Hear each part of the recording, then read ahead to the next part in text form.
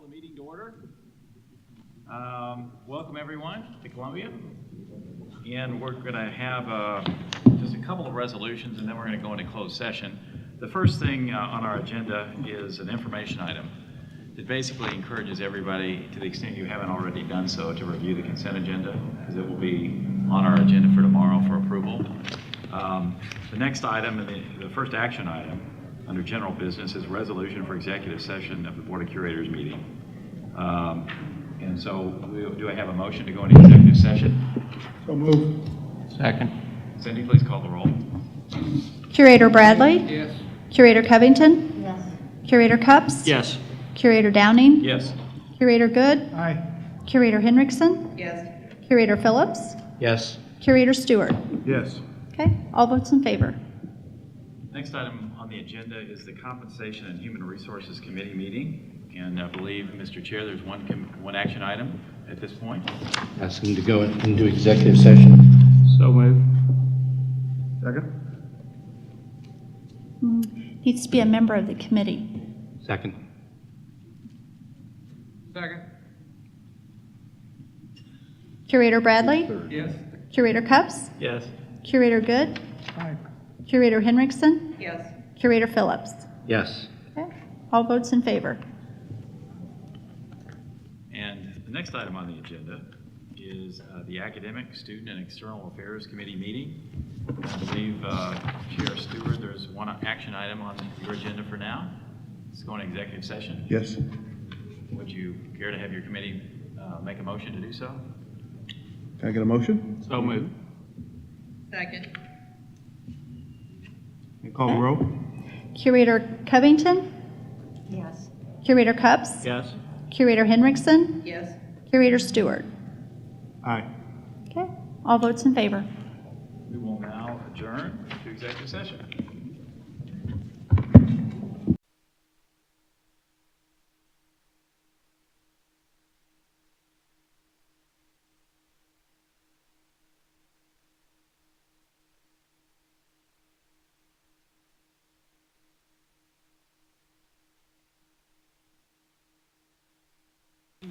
The public session and go into a combined academic, student, and external affairs and compensation and human resources committee meeting.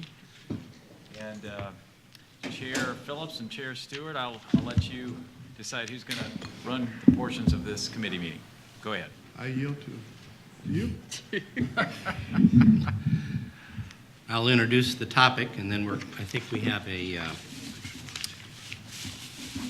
guess we'll call it an assessment highlights that we'll go through. The topic, which we've been working on now for a couple of months, is to address the sexual assault and mental health task force work that has been going on.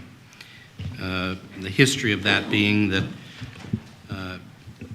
dating back a year, probably more intensively since the task force began, I think in February, we've been reviewing our policies, our practices,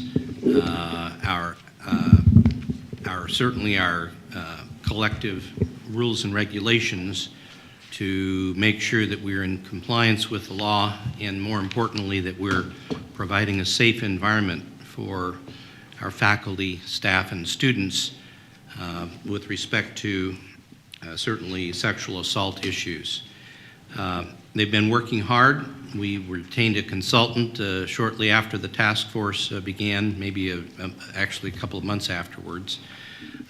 And the consultant has come back with recommendations that the board has recently been presented with and is considering with respect to changing at least, let's say, the obvious with respect to the collective rules and regulations for the system. And by obvious, I think what we're saying is that there are some things that that recent publications and questions and answers and what they call Dear Colleagues letters from OCR have painted a picture that need to be incorporated in each university and college rules and regulations. And so we're doing what is clearly something that needs to be done. That's what we're up to today. That's what we're considering today. But it's really the first step in maybe a continuing process. Our consultant, our legal counsel, General Counsel Steve Owens, and our consultant have said, well, let's fix what clearly needs to be fixed, continue the process, and I should say fix that in time for students coming later this summer. And then the next step will be to take a deeper dig at some of the broader issues that may not be clear from OCR, but still need to be dealt with in terms of making this a safe environment and reducing the amount of sexual assault, sexual harassment, and sexual violence on campus, on our campuses. So the work will be ongoing.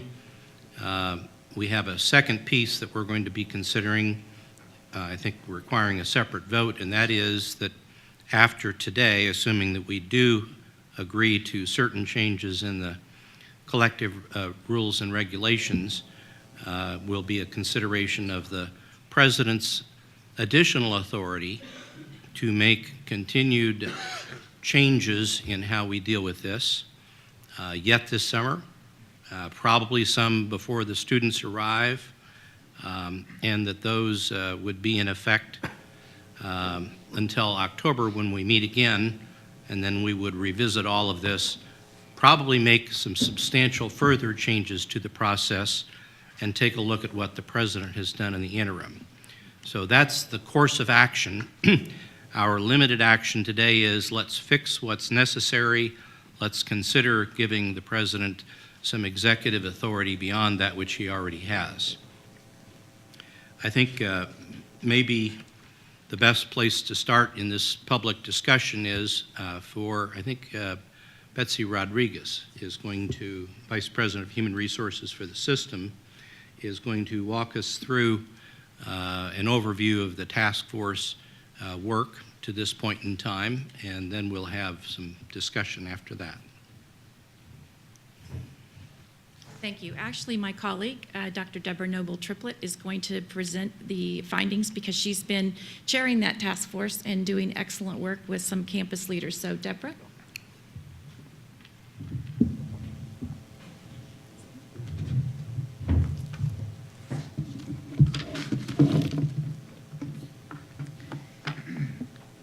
Good afternoon, members of the board. It is my pleasure to speak with you this afternoon regarding the University of Missouri System Sexual Assault and Mental Health Task Force. In February 2014, President Tim Wolf sought to ensure that the university was doing all that we could to create a safe and secure environment for our students, our faculty, and our staff, as well as enhancing a culture of respect, particularly as it relates to threats of sexual misconduct, sexual violence, and instances of mental health crises. President Wolf reached out to each of his chancellors and asked for their support in appointing a representative from each of the campuses to lead in this collaborative effort. Those representatives make up the task force membership, which include myself as chair, Kurt Coonrod, who is vice provost for student affairs at the University of Missouri St. Louis, Michael Middleton, who is Deputy Chancellor at the University of Missouri-Columbia, Deborah Robinson, Vice Chancellor for Student Affairs at the Missouri University of Science and Technology, and Mel Tyler, Vice Chancellor for Student Affairs at the University of Missouri-Kansas City. The next slide that I'm going to show you provides the charge to the task force from President Wolf. I would like to highlight a few points within that charge. First, the task force is charged with leading the university to exemplify and proactively address sexual assault and mental health issues within the university community. Second, the importance of focusing on campus culture is explicit and serves as a guiding principle in the work of the task force.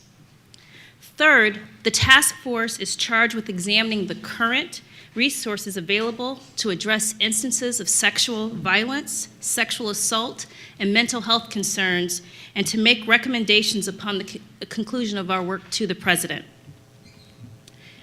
In order to accomplish our task, the task force has planned out its work across 3 phases. I would like to describe to you those phases this afternoon and provide an overview of our work to date. Phase 1 was focused on understanding the broad array of resources available to students who have encountered or experienced sexual misconduct, sexual violence, or found a need for mental health support during their time at our university. The task force created an inventory of the vast array of those resources, including outlining relevant policies, practices, and procedures across the 4 campuses and the system. This phase was completed in March of this year. Phase 2 focuses on assessing the effectiveness of those resources identified in Phase 1. We challenged ourselves to identify strengths, provide evidence of effectiveness, and opportunities for improvement. We engaged with consultation advice from the INCRM group to assist us with our Phase 2 assessment. Currently, we have held campus debriefings and shared the overall observations and recommendations related to the sexual assault resources. The University of Missouri has also had a presence in the national conversation on campus sexual assaults. In February of this year, President Wolf was invited to join a conversation with the White House Task Force to protect students from sexual assault. And additionally, just a few weeks ago, I participated in a U.S. Senate roundtable discussion on Title IX organized by Senator Claire McCaskill. While our Phase 2 work is ongoing, I want to provide you with a few highlights of our observations to date.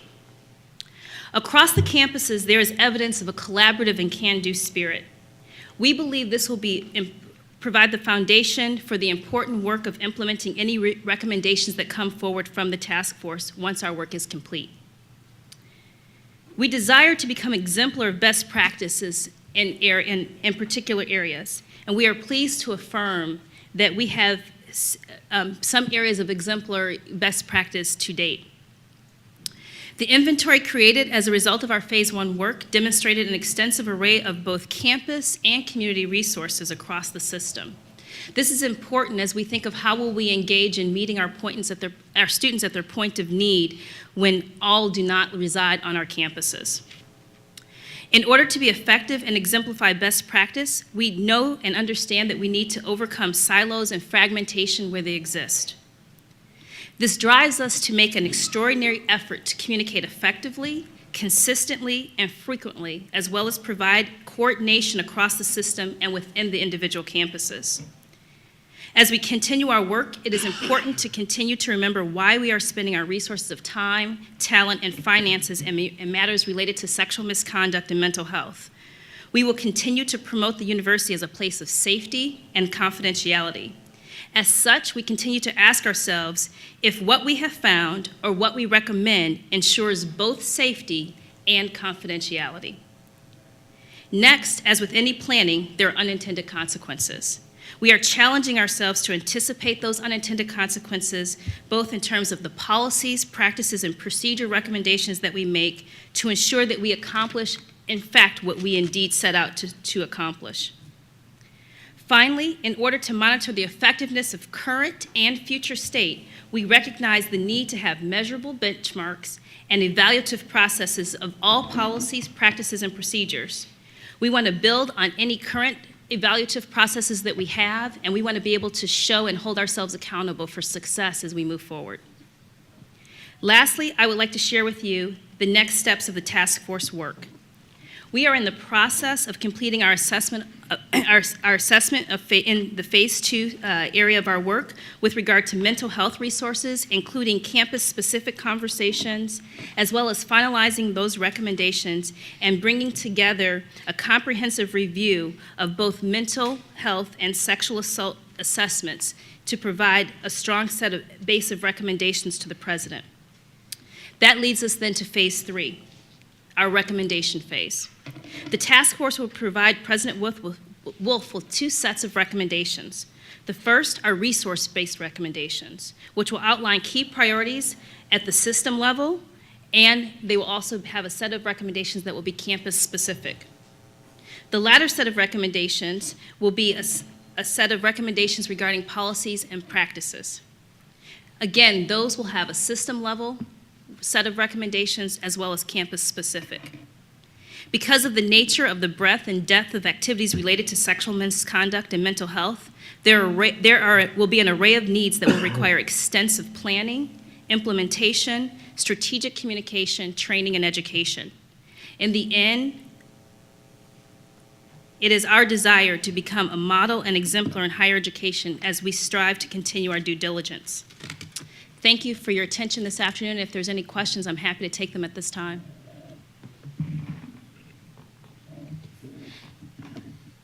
Thank you. Thank you very much, Deborah. We appreciate that very much.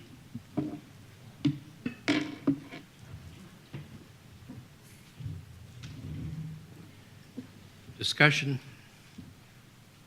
of the committee. Committees. Committees. The Student Affairs as well as Compensation and Human Resources.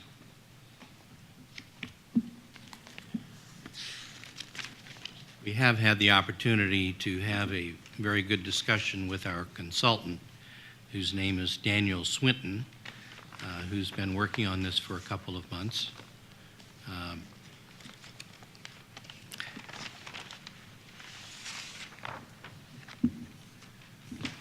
No discussion or comment?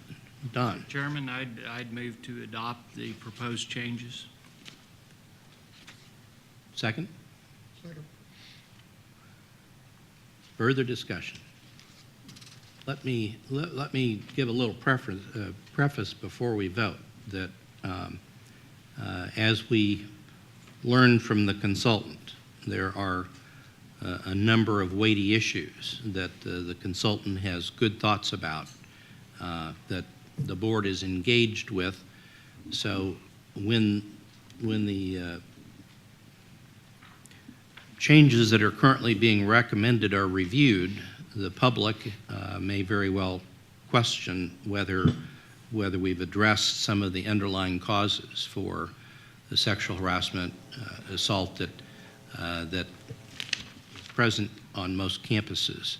And the answer is we have not resolved all of those, and we're looking for some further major substantive changes in processes as well as standards to protect the rights of both those who are victimized as well as those who are accused. So I want to caution everyone, the board already fully realizes that this is a work in process, and we may only be a quarter of the way through. Don't expect this to be the cure-all. I did want to get that out on the record before we take a vote. Any further comments? All right. Cindy, would you call the roll? Curator Bradley? Yes. Curator Covington? Yes. Curator Cups? Yes. Curator Good? Aye. Curator Henriksen? Yes. Curator Phillips? Yes.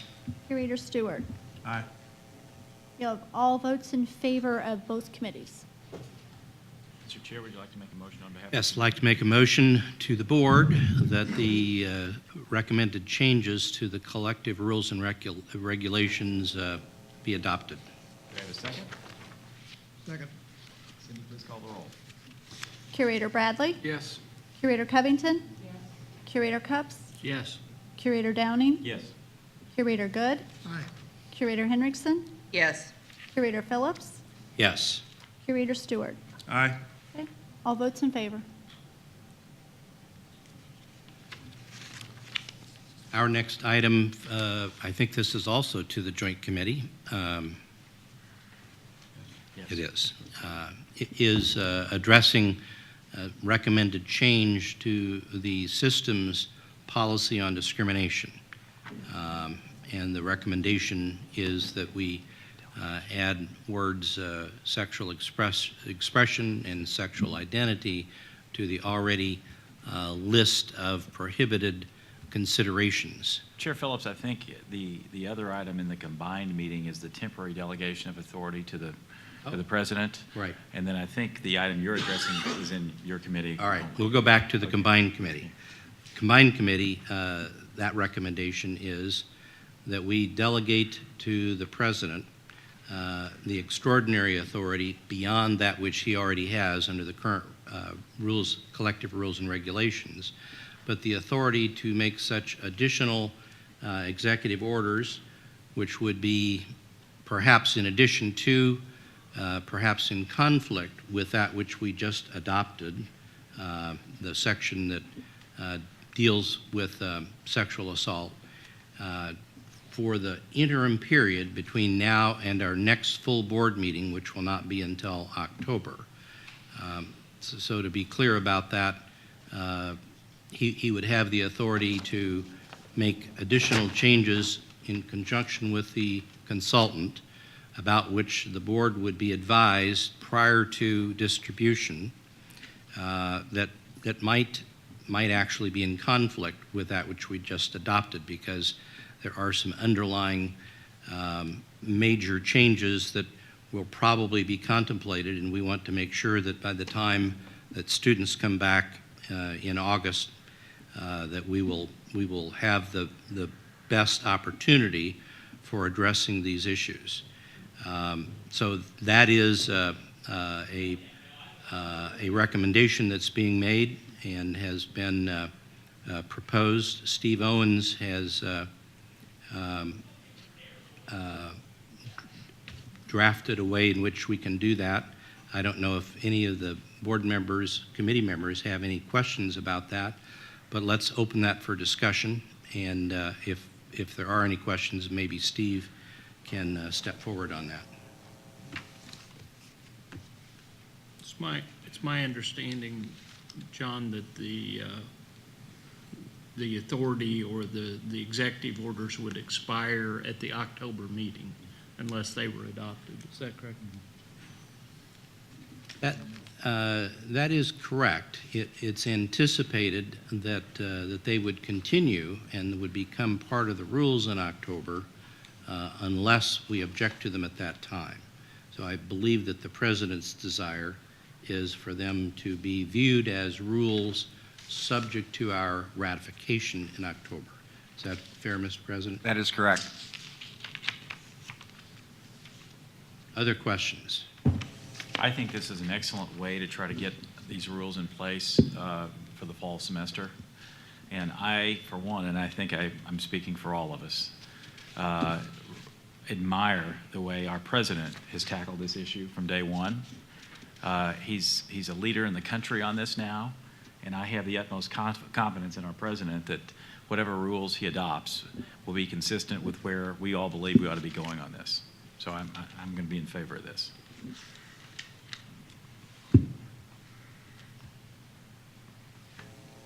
I would also say that I've been impressed with the knowledge and the recommendations that have come so far from the consultant, Daniel Swinton, and that I think that he and his organization, working with the president, will make further improvements in the next couple of months. So that's part of why I'm supportive of this recommendation. Is I think we have great advice coming in, and that advice to the president will raise this toward what our goal is, which is to be an exemplar with best practices.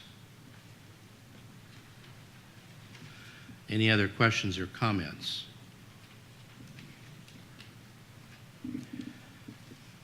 Cindy, would you read the motion in full and then call the roll if you have the motion in front of you? This is for temporary delegation, correct? Yes.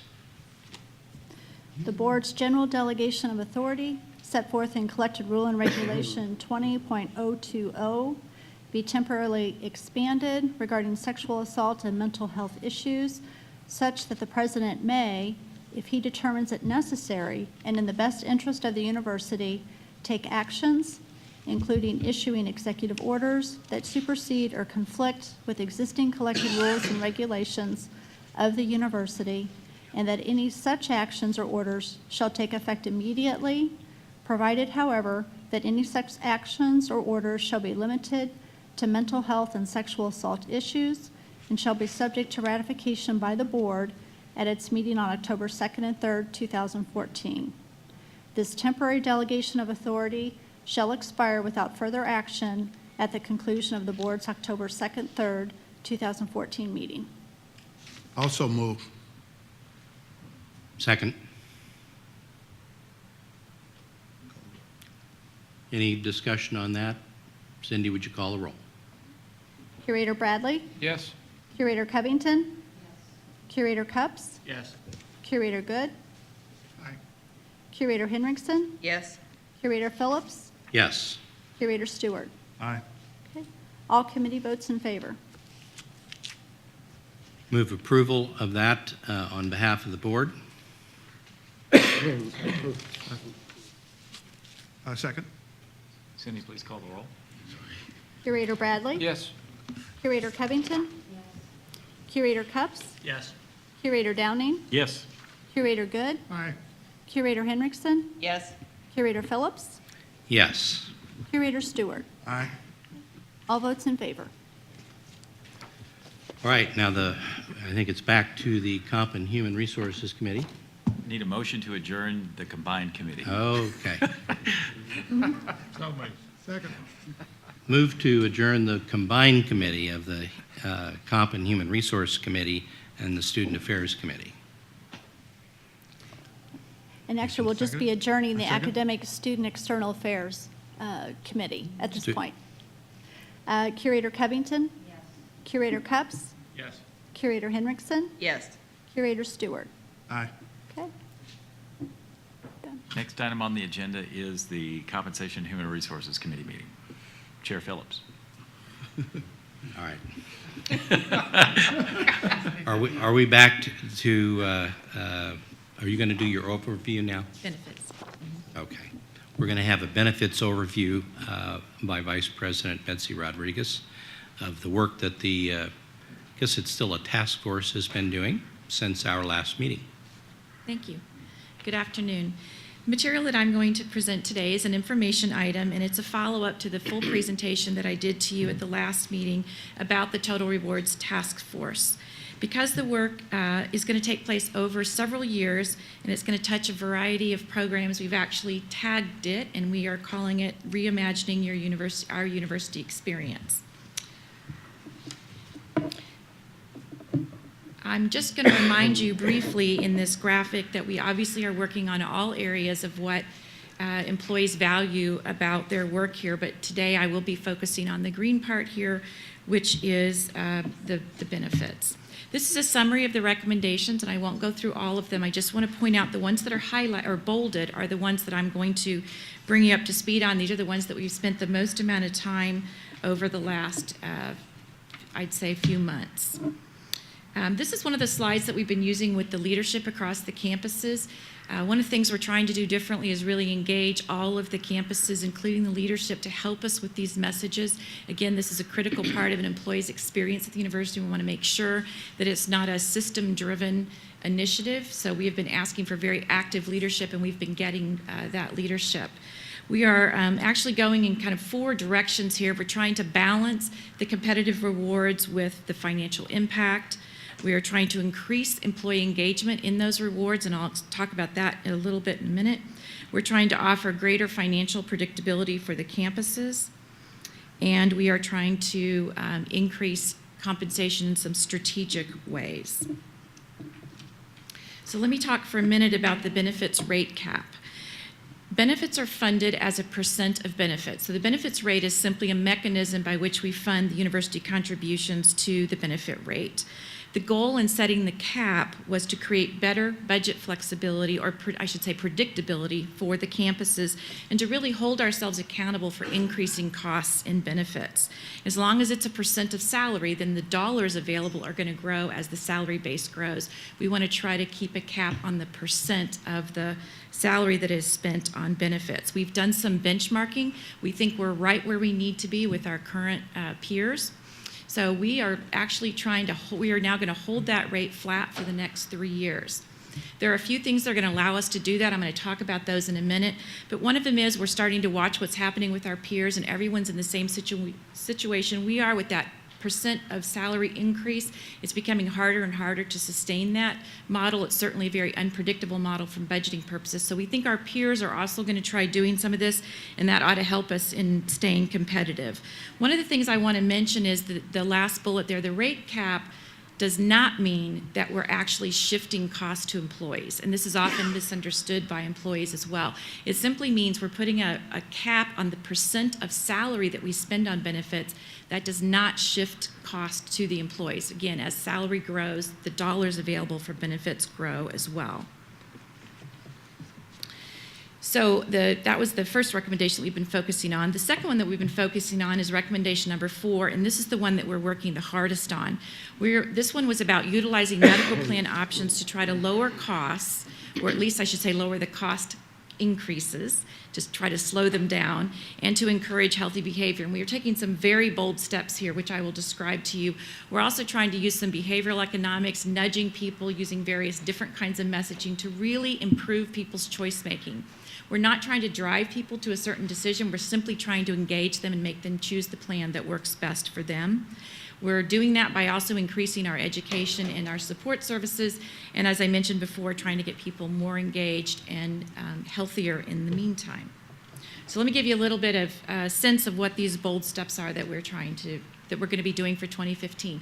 We're very excited to announce a new partnership with our own MU Health Center, and we are going to offer a pilot plan in Columbia. The reason it's only going to be in Columbia for 2015 is we aren't finding similar products available in the other cities, but this does give our employees a lower cost plan to choose from. It would be somewhere between the current high deductible plan that we have now and the PPO plan. And in exchange for that lower premium, they would funnel all of their health care through our MU Health Center. The other thing that we're doing for 2015 is we are going to require every faculty and staff member to actively select a medical plan.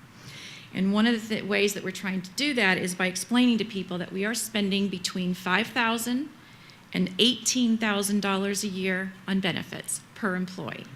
In exchange, we're asking you to make a choice. Make an active choice about what plan works best for you and for your family if you're covering your family. In the past, we have not asked people to actively select, and only about 30% of the people take any kind of action, meaning they may or may not be making the right choice. They're just choosing not to do anything other than stay with what they currently have. So we're going to be asking people to make this change. One of the things we're also going to do is reward in a much larger way tobacco-free faculty and staff.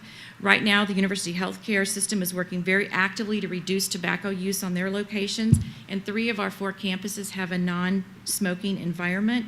So to support this, we would like to provide some incentive through our wellness program, and we will be doing that for 2015. We actually plan for 2016 to offer a discount off the premium to those that are not smokers. We're going to take a year to get there, but we're going to do some work on the wellness side first. Yes? Remind me, the cost sharing between employee and We pay does it remain consistent with all, on a percentage-wise with all plans? It's not exactly the same. So it's about 73% is the employer paying, and about 27% is the employee. For the high deductible plan, which is a much lower cost plan, it's closer to 80% for the employer, but that is a much lower plan, our overall premium, I should Other say. than that, they're in that range. Yes. And that's very Is that competitive. same for the families of the employees too? Yes, we pay the same percent for family premium as we do for single. And the market's a little different. The market tends to pay almost all of single and only about half of family. The dollars come out about the same. But we pay the same percentage for each. The last thing we're doing for 2015 is a really big push on wellness, and we're actually going to be asking people to very actively participate. That's one of the reasons we want people to do the active enrollment choice. In the time that they choose a medical plan, we will be asking them to do a number of things for wellness. We will also pay for that. So rather than the $100 wellness incentive, we plan to pay as much as $450, but people have to do a lot more to get that full wellness incentive. The next recommendation that we've been spending some time on, and we'll spend more over the next year, is our recommendation around evaluating our time off plans. We're going to have a cross-campus team led by our UMKC HR leader, and they are going to work on this recommendation, hopefully have a plan for us by next spring. Many of the leave benefits are in collected rules, so you all will be hearing more about this as we move through the next couple of meetings. And then finally, we're spending a lot of time, as I mentioned earlier, in investing in communication and education and behavior change. We really need an enhanced infrastructure, particularly if we're going to ask people to make an active election during open enrollment. So this is really key to how we're going to get through that. And it's really important for employees to feel like they're making a very educated choice.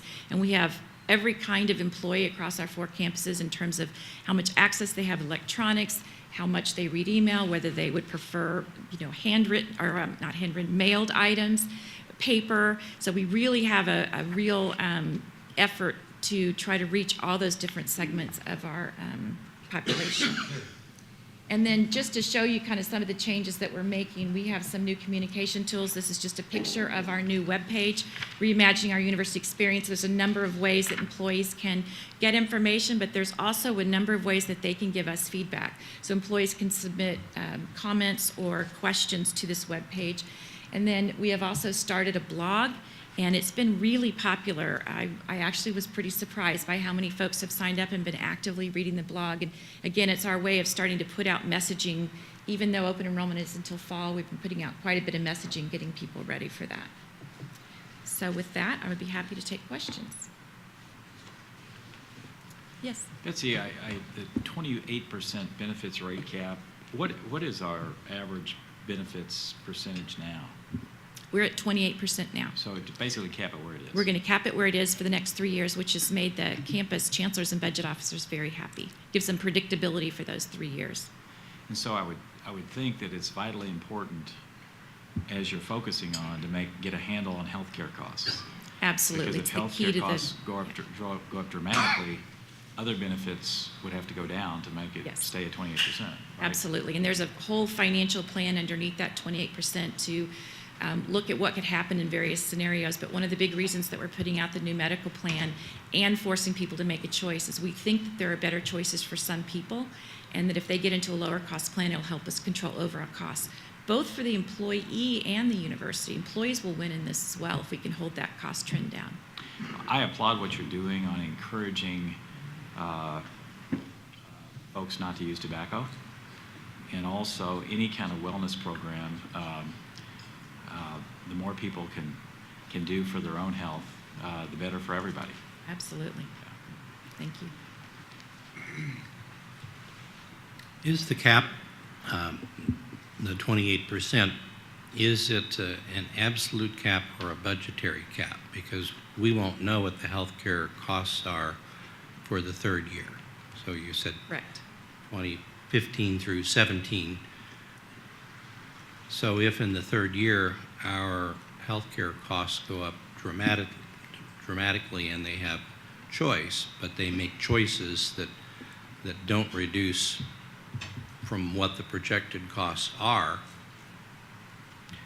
we committed to reducing other benefits to make sure that it doesn't exceed the 28% cap? Or is it conceivable that because of, let's say, the health care costs going up in the 3rd year, that we would actually exceed the 28% because of that? We think it's highly likely, the way that we've built in reserves in the various plans, and medical and retirement are ones that really matter. We think it's very conceivable that we can handle most scenarios within the 28% cap, and we were very careful when we set that. There are unexpected consequences. I mean, unintended consequences. One of the things that could happen, and I kind of looked to Tom because we've talked about this, if something extraordinary happened on the investment side, and it was way beyond what we had planned for in terms of reserves, then we would have to reconsider that cap or a cost-shifting environment. What we want to do, though, is have very deliberate conversation. So if we got to that point where there was medical or retirement or a combination, we want to come back and have a conversation with campus leaders and say, this is the situation we find ourselves in, what do we want to do? And here are the different options that we have, rather than just automatically increasing the 28%. So we'll have those conversations each year as the budget comes up. Yes. And we hope we don't have to have those conversations for 2 or 3 years. Betsy, Well- what did you decide to do with medical plans for retirees? University medical plans for retirees? That's one of the recommendations that we will be working on. We have not started working on that one. We're going to take this year to implement what we're doing for the active employee medical plans, and then we'll start that next year. So we haven't made any decisions there yet. We know that we need to look at what's out in the marketplace, but we haven't started that work yet. Okay. See, are you will you be looking at current employees that have not yet retired, or will you be looking at employees who have already retired? The real issue is age rather than whether they're about to retire. So we know there's great marketplace opportunities for those that are 65 or older. There are not great marketplace opportunities for those that are under 65. So right now we're going to focus on those that are 65 or older that are Medicare eligible. And we've been trying to communicate that to both employees who are considering retirement and also those that are already retired. The marketplace just isn't there yet for the pre-65 group. Those who have retired and are more or less dependent on the arrangement that they have now, will those remain unchanged? It's unlikely that they would remain unchanged, but what we're committed to is leveraging the marketplace in a way that would be highly advantageous to them. We actually believe there are better plans out in the marketplace than what they're getting with us today. And we would make sure that was the case before we made a move. Basically, you'd be guaranteeing maybe not exactly the program they have, but the services they're getting. Absolutely, we would guarantee that.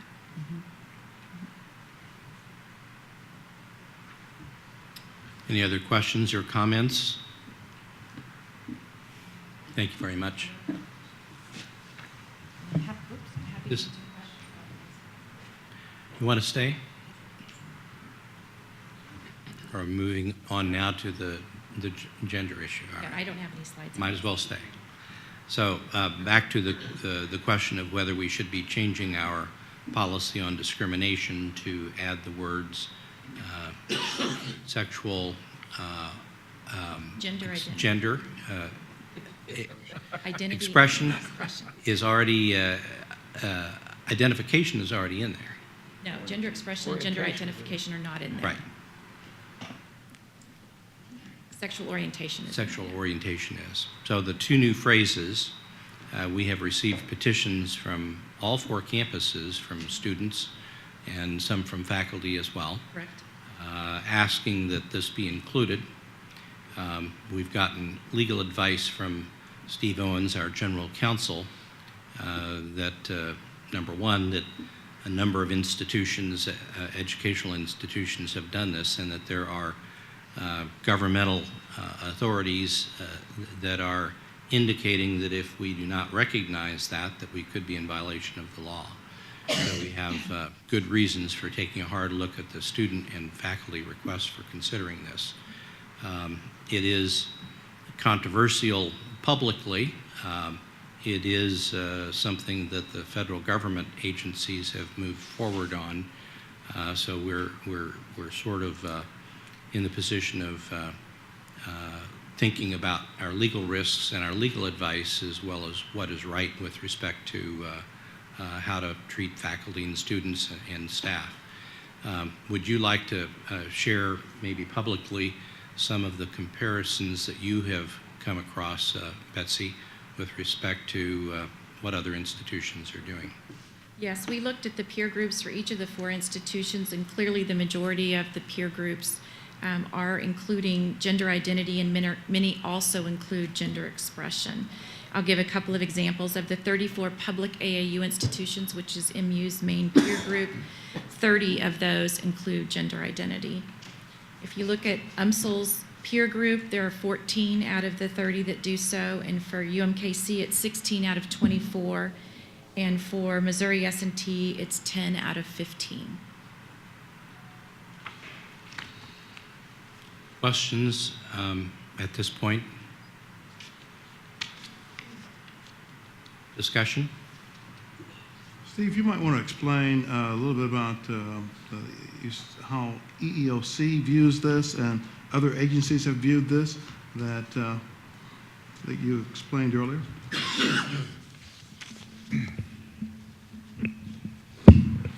Sure. As Betsy noted, we've received petitions from 4 student governing bodies and 2 faculty governing bodies suggesting we expressly add these to our non-discrimination statements. And so we've taken a look at our current non-discrimination statement, and our current statement could be construed to cover them now implicitly, because we do have a prohibition against discrimination on the basis of sex, and there are some interpretations by federal agencies and federal courts that would indicate that prohibitions against discrimination on the basis of sex, implicitly cover prohibitions against discrimination on the basis of gender identity and gender expression. So as we look at it, however, I know that there is emphasis placed by the Office of Civil Rights as well as the EEOC in this area. EEOC has indicated publicly that this will be an enforcement initiative. And so I think given the petitions from student and faculty groups, given the emphasis placed on it by federal agencies and the courts, and in order to bring us into kind of the mainstream of our peer institutions, the staff is recommending that you go ahead and expressly identify these classifications.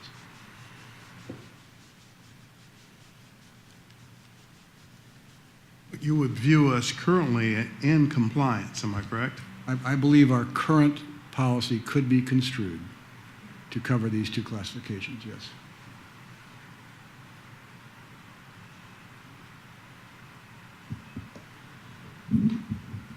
Questions or comments? But legally, is it's safer to include them explicitly in the statement, potentially? I believe it is a safer legal position to expressly include them, yes. Mr. Chairman, I move for adoption. Second.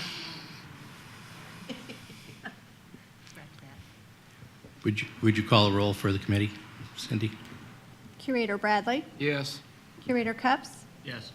Curator Good, Aye. Curator Henriksen, Yes. Curator Phillips. Yes. All committee votes in favor. Committee moves approval for the full board. Do you have a second? Cindy, please call the roll. Curator Bradley, Yes. Curator Covington, Curator Cups, Yes. Curator Downing, Yes. Curator Good, Aye. Curator Henriksen, Yes. Curator Phillips, Yes. Curator Stewart. No. You have 7 votes in favor and 1 opposed. Mr. Chair, I think, does that conclude your committee? It does. Need a motion to adjourn? Don't we have to go back and close Oh, I'm session sorry, there tomorrow? is a closed session portion of your, There is. okay. But No for the adjournment. public session, it is closed. Understood. Next item on our agenda is the meeting of the Governance, Resources, and Planning Committee. Chairman Good. Thank you, Mr. Chairman. We have a presentation on the campus master plan. I believe Gary Ward is going to make that presentation.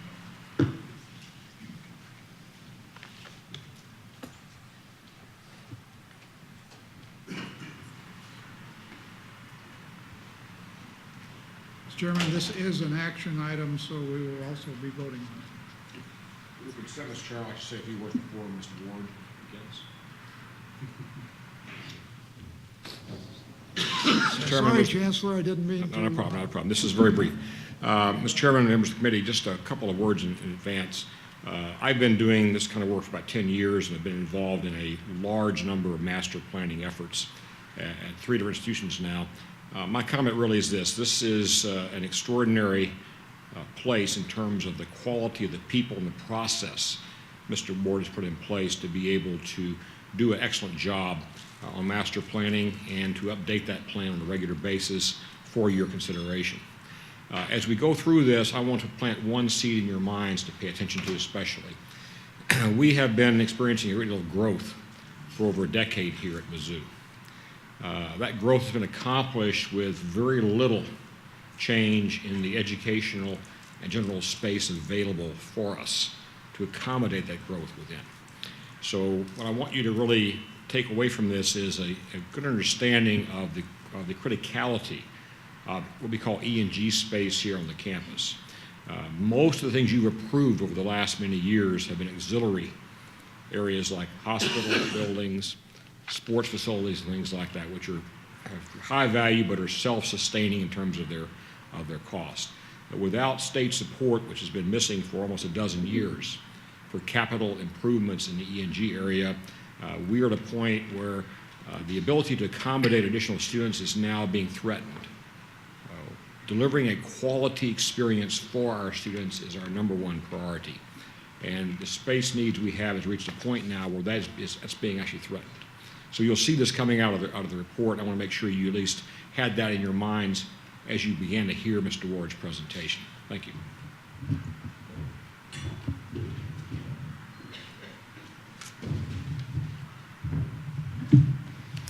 Thank you, Chancellor Lofton. Thank you, Board of Curators. Get situated here.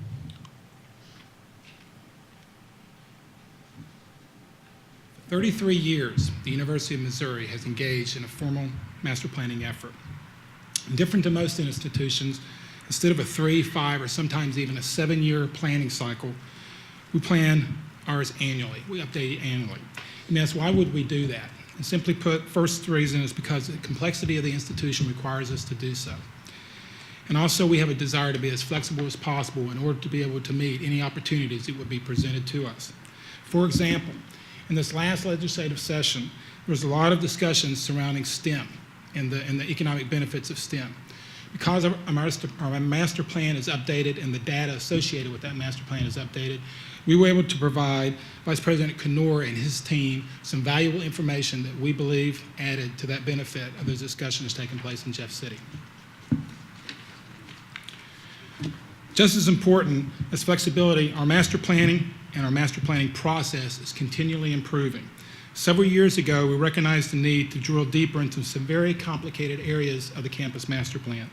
We decided we wanted to bring on some professionals that specialized in those areas that could add value to that overall effort. For example, we brought in 360 Architecture out of Kansas City to serve as the athletic master plan. We brought in Mackie Mitchell out of St. Louis to be the residential life master planner. We brought in the Krishner Association out of St. Louis to serve as our health system master planner. And we have a geosyntech group here in Columbia that serves as our stormwater master planner. We have a climate action planner from Boston by the Elbaum Group.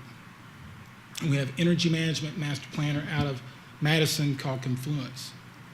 And we have a traffic study planner that helps us across all master plans. It's out of St. Louis, CBB. And we also have a mass transit master planner out of Atlanta by the name of Solstice. The one thing, though, we realized we were missing was a research master planner. And in discussion with Dr. Foley, we decided we could use this additional planner, so that we will be doing that hopefully within the next few months. All of these plans and all of these consultants and the work they do feed into the campus master plan and help our campus master planner, Linda Eastley, who is also from Sasaki in Boston.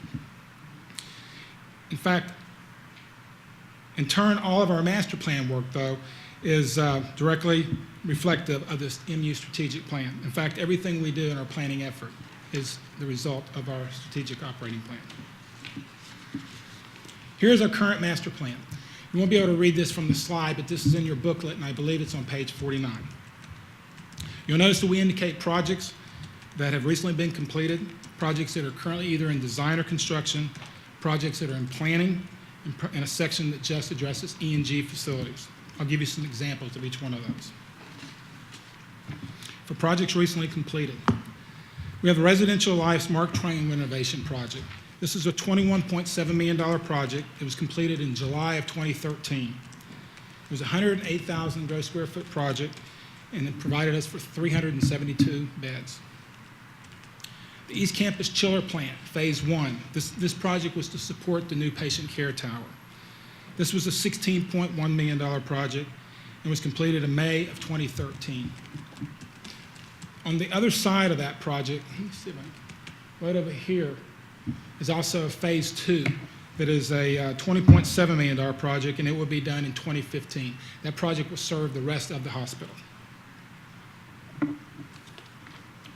This is a Taylor Baseball Stadium renovation project. It was a $4.47 million project and was completed in May of 2014.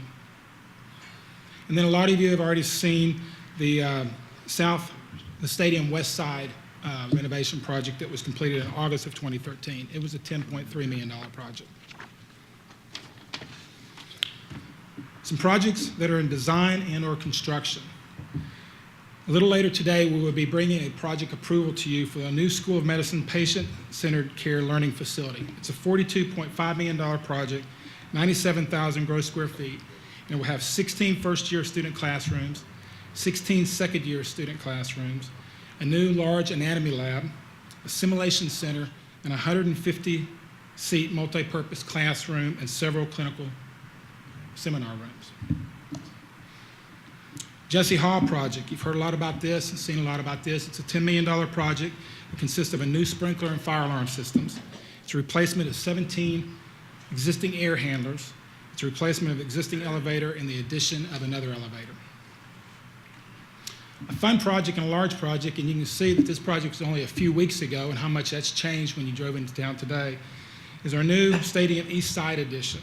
That's a $45.5 million project, and I have promised our athletic director I will have that done in the early part of August of this year. And he's sitting in the room, and he can verify that. We also have a Missouri Orthopedic Institute edition. This is a $35 million project. It's a 3-story addition and adds 20 new patient rooms and 5 new ORs. And the anticipated completion for this project is December of 2016. Another project that's not shown here, but hopefully will soon be in construction, is the Swallow Hall renovation project that we are bringing back to the board today, a little later, to approve an increase in the budget. Swallow Hall was built in 1893 and sits on the historic Francis Quadrangle. Swallow will be the 3rd building on the quad we have completely renovated, 3rd historic building on the quad we have completely renovated. Each one of these historic projects has provided us with some significant challenges. In 2004, while renovating the old sociology building, we discovered that all the exterior brick in the grout was in structural failure. A year delay and a final construction cost of over $450 per foot, we were able to save the building, and it now houses the Reynolds Journalism Institute. Switzer Hall, another building on the quad, was the oldest academic building on campus and was originally built in 1871, and we renovated that building in 2010. Quite frankly, not wanting to be surprised again by brickwork, we had that tested, and it was, for the most part, in good shape. However, all of the interior wood structure had to be removed and replaced, and an extensive internal bracing system had to be employed to do that. The construction cost for Switzer Hall in 2010 was $323 per foot. Swallow Hall, unfortunately, is a combination of both sociology and Switzer and even more. Similar to the sociology project, the brick and mortar needed to be addressed, but in addition to the brick and mortar, all the foundations, the roof structure, and utility lines have to be addressed as well. Like Switzer, the internal wood structure has to be replaced, and it will require extensive internal bracing to keep the building up while we're doing the work. The construction cost for this project is now at $352 per foot. But when done, we will not only be adding 850 square foot to the existing building for increased teaching and research space, we will have a building that will last us for another 100 years. Some projects in planning. And this is just that. They're in planning. This is in the early stage of planning and concept. Once we determine if a project is real, we will and identify the funds, we will bring that back to the board for approval. We have a veterinary medicine edition. This here is looking at significant increases in both teaching and research space. We have a new campus welcome center that we're looking at, campus welcome center / team store / meeting space that we're looking at locating on the corner of McDeaver and Stadium. We're going to be doing a market study later this summer on that to determine the feasibility of this project. Manor House is a residential life facility that's getting near the end of its life, and we hope to have a better idea later this fall on the future and what we want to do with Manor House. And lastly, we have the new Learning Center for our College of Business. This is roughly a $22 million project and about 70,000 gross square feet. This is the project that the state has approved $10 million in matching funds, and we're very grateful and excited about getting started on this project. Now I want to switch and just spend a few minutes and look at some specific areas on the campus. The first is ICA. The yellow are projects that are recently completed. I already talked about Taylor, which is right there, the baseball project. The North Concourse project, which is up there where we expanded the concourse and relocated the M. That was a $3 million project, and we completed that last year. If you look a little south, south down here is the tennis center addition. That was a $2.8 million project, and we completed that in March of 2014. If you've not seen that, that really improved that facility a lot. The red is the east addition that we talked about a little earlier. That's the $45.5 million project that I guarantee you, Mike, will be done in August. And then we look at the blue projects. This project here is, or future projects, I'm sorry, this is a football practice facility addition on the back of Matsing. A new softball field right off the stadium Avenue's there, McDeaver being right there, no, it's Soft Province, McDeaver being right there. One thing that's not on this is down here, we'll be adding some additional parking that would be displaced by the new softball stadium. We talked about the Welcome Center already. It's sitting right there. And then a possible addition to Divine here, that could possibly be a human performance center. That is a collaborative project between athletics and the Missouri Orthopedic Institute. It's still in discussions at this point. And then lastly, we're looking at a possible addition onto the arena. It could be a second practice basketball court. We are still looking, and we understand there are a lot of questions and excitement about the existing arena site, the Hearns Arena. At this time, we do not exactly know what we want to do with that, but when that is determined, we will bring that back to the board for further consideration. A look at residential life. The end goal for residential life is to have 100%, to house 100% of our freshman class and have 1,000 additional beds on campus for upperclassmen that desire to live on campus. This will be a total bed count of approximately 7,500 beds located on our campus.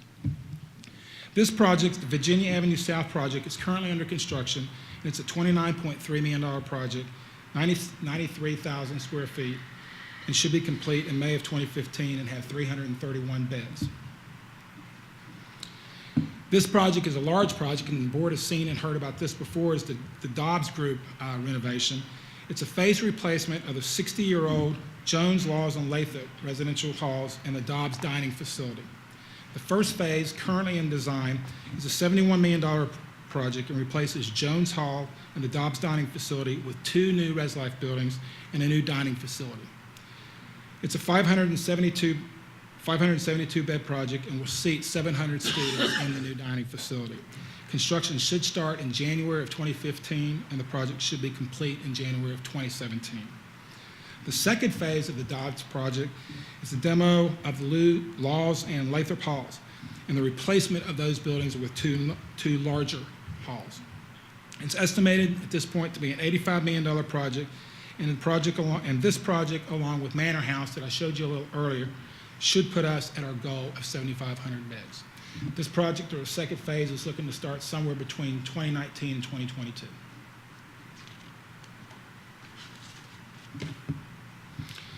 Our health system master plan is our newest effort and is still a work in progress, as our entire master plan is always a work in progress that we update annually. We do have 2 projects that we talked about a little earlier that are both in red. The one being north is the School of Medicine project that you will hear a little bit more later on today, and the Missouri Orthopedic addition and a possible bridge to a parking structure that's the south. As indicated in our strategic plan and a result of our master planning process, we know that we need additional research space. This area here in the corner of Stadium and College is the area that we want to put our research facilities. At this time, we do not know the specifics of those buildings or the size of those buildings, which is the reason why that we want to bring on a dedicated master plan for just research projects. The master plan also calls for some outpatient space that will be located up here just north of the existing hospital drive. Again, once all these projects become real, we will bring those back to the board for your approval. I want to switch gears a little bit and talk about just about E&G, or the E&G challenge.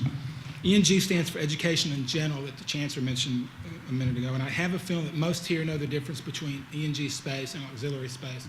But for those in the audience that do not, simply auxiliary space are those buildings that do not receive any kind of funding from the state or from student tuition. Examples of auxiliary space are ICA athletic projects, hospital, residential life, dining projects, rec center, those types of things, things that do not receive any funding from the state. They make their own money and they pay for their own facilities. E&G, or educational and general buildings, on the other hand, are those buildings that are supported by state funding and tuition. That's the rub. We've not seen a lot of state funding in the last several years. This has resulted in a $239 million deferred maintenance for E&G only, and that grows at a $26 million growth rate. It's a problem.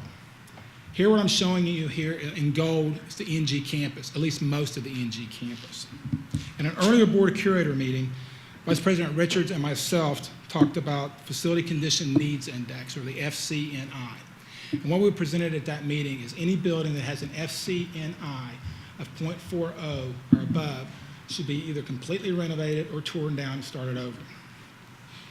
These red buildings are 0.40s or above on our campus. As you can tell, this is a problem in achieving our strategic goals. So what are we going to do? We believe we can best support our strategic plan by improving the academic performance of our buildings rather than just fix the maintenance problems within a given building. We think a total renovation strategy will do that, and we use the Mizzou stewardship model that I've talked before to the board about to make that happen. The stewardship model simply does this. First, it's a full building renovation instead of shotgunning our maintenance dollars across the campus. So we just try to take care of a building instead of just send it out and just worry about maintenance issues. Number two, we do not want to over-design. We do not want to have any carpet from Italy in an E&G facility. So we want to have a very simple building in our designs. Number three, we want to eliminate all code issues and all deferred maintenance within that building when we're through renovating it. Number four, we want to reduce the annual operating cost of that building. And number five, and most importantly, we want to improve the academic performance of that building. This is Switzer Hall that I mentioned earlier that was renovated in 2010. Also in 2010, we renovated Tate Hall, and we had the board in this room a few years back for a breakfast meeting. This was Gwynn Hall that was just recently renovated. And this is a current picture of Swallow Hall that we hope to be able to renovate. After we complete the renovation of Swallow Hall, a combined elimination of deferred maintenance for these four buildings will be $25.5 million that we would just get rid of, and all code issues will be addressed in these four buildings, or have already been addressed in those three buildings. We will save over $125,000 in annual operating costs, that we can take that $125,000 and put it into the maintenance of other facilities instead of paying the operating costs for these four buildings. More importantly, we will have added over 422 additional classroom seats, 47 additional faculty offices and or teaching spaces, and over 5,000 additional research square footage. Even though all four of these historic preservation projects have come with a rather high price tag, we feel that we've been good stewards of our limited resources and have added value to our strategic operating plan. So in conclusion, our next steps. Next thing we want to do in the near term is get a master planner for research on board. The other thing we want to do is complete our infill study. We're engaged in a study right now that looks at the maximization of the campus. How much square footage can we put on campus with the current resources that we have? That'll be done in about 12 or 18 months. I want to further refine the linkages between the MU strategic plan and our master planning effort. And then last, we want to be best in class in master planning throughout the nation. That concludes my presentation, and I open it up to questions. Gary, a question on the 7,500 bed capacity that covers freshmen and 1,000 students that aren't freshmen. Is that predicated on the 38,000 goal or another number? That is looking at somewhere between 35 and 38. And that's the reason why I said approximately, because it just depends on that mix and when that mix happens.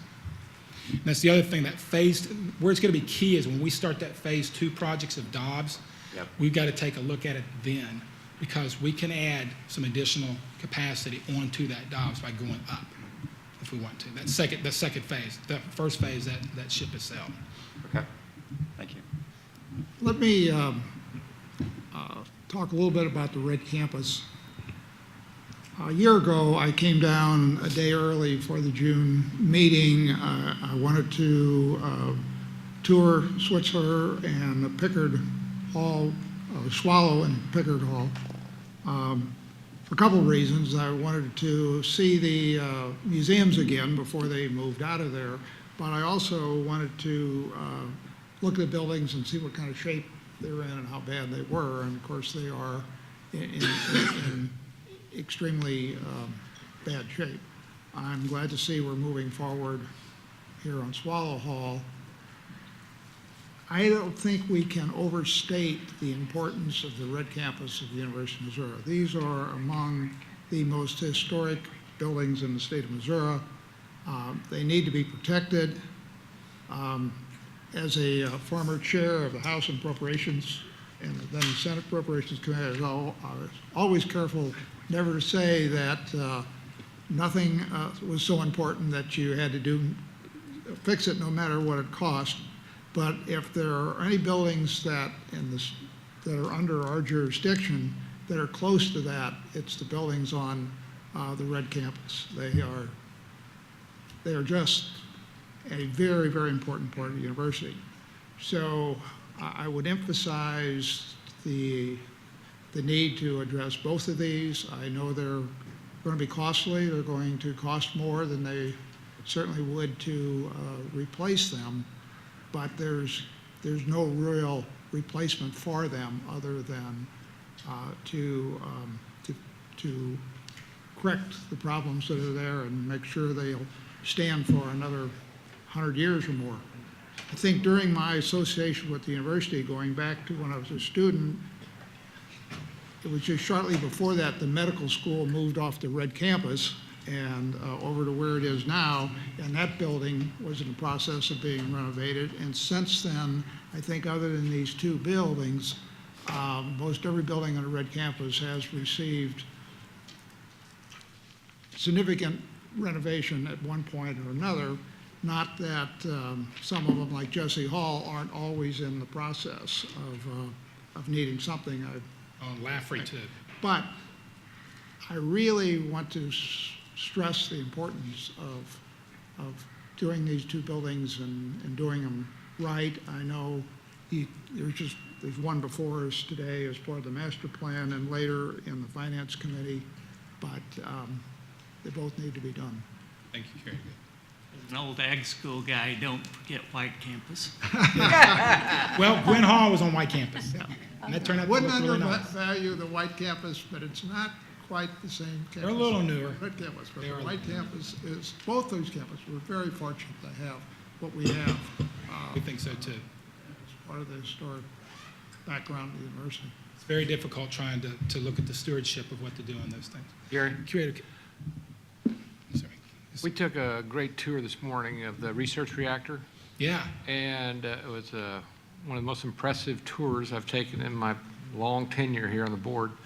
And I didn't see anything. We're talking about maybe some additions there that would not only be terrific cures for patients for pancreatic cancer and other kinds of cancer. Right. I didn't see anything on there for additions or additional facilities for the research reactor area. And that is the reason why we update annually. It's for that right there. When you're large and complex, Yeah. and we've got Okay. so much going on, our master plan, we used to put on the front of it draft. Okay. And every year when we sent it out, it said draft because it's continually evolving and changing. And I that's just the reason why. hope that's high on your radar. It is. That List is of a- things, that because is that a was, great- I think the great whole asset to board have. was very impressed with all the things that, potential that we could benefit not only the university, but all mankind, with what we could do there. So I just hope that stays high on your radar. Yes, sir. Curator Cummings. Gary, my question is almost trivial in light of the heavier considerations of the presentation of the plan. However, as a matter of curiosity, what's the reasoning underlying the choice of location for the Welcome Center? Choice of a location. Well, that's one of the reasons why we're getting the study done, quite frankly. Because the reason is it is one of the main entrances into the campus. It's right there entering to be able to the athletic, Right, facilities it's in the there. sports area, Yeah, the right. sports area is there. We have a nice spot that would fit there that would be very open and prominent. But it's that question, and that's one of the reasons why we're bringing someone on to take a look at the feasibility and the marketability of that particular project. And that, we'll have that, and that project will have to come back to the board anyway. So I should hope to have that study done. He told me 120 days after starting. I think they're going to start sometime at the end of July. Well, thanks again. I repeat, I know it's trivial relative not to many other things, but I'm curious. Thank you. You know, Gary, the most frequent question we get asked is about the football stadium.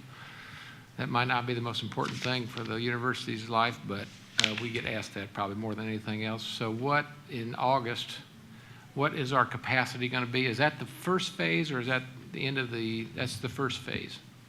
Tell me how many capacity we'll have. The first phase added, I'm going to ask our athletic director, do you know the total capacity when we have come up and tell the us. second phase done? The first phase was at West Side. Oh, yeah. Is this okay, David? Yeah. Here. Or Curator Bradley, I'm sorry. So after the first phase is completed, the attendance will be a little north of 71,000. And then the second phase, which is the piece that you're looking at also, which is the south end, that'll get us somewhere in the neighborhood of 80,000 capacity at Faurot Field. So phase one, which will be completed in August, get us a little north of 71,000. Phase two, once we bring that back to you at some point, someday, then that would get stadium capacity at around 80,000. Any other questions or comments? I'm curious how e-learning and systems and technology is going to play into the future of the university as you're looking at these new facilities and operations. How's that? Just that second, I think it's the second bullet on the next steps, is to further be able to link the master planning effort onto the strategic operating plan for the university. That's one of the things that we are just now, how do you combine the physical, environment and tie it onto that? And that's where we're going next, is to try to answer those questions. Thank you very much. There's a resolution to approve the master plan. Is there any discussion?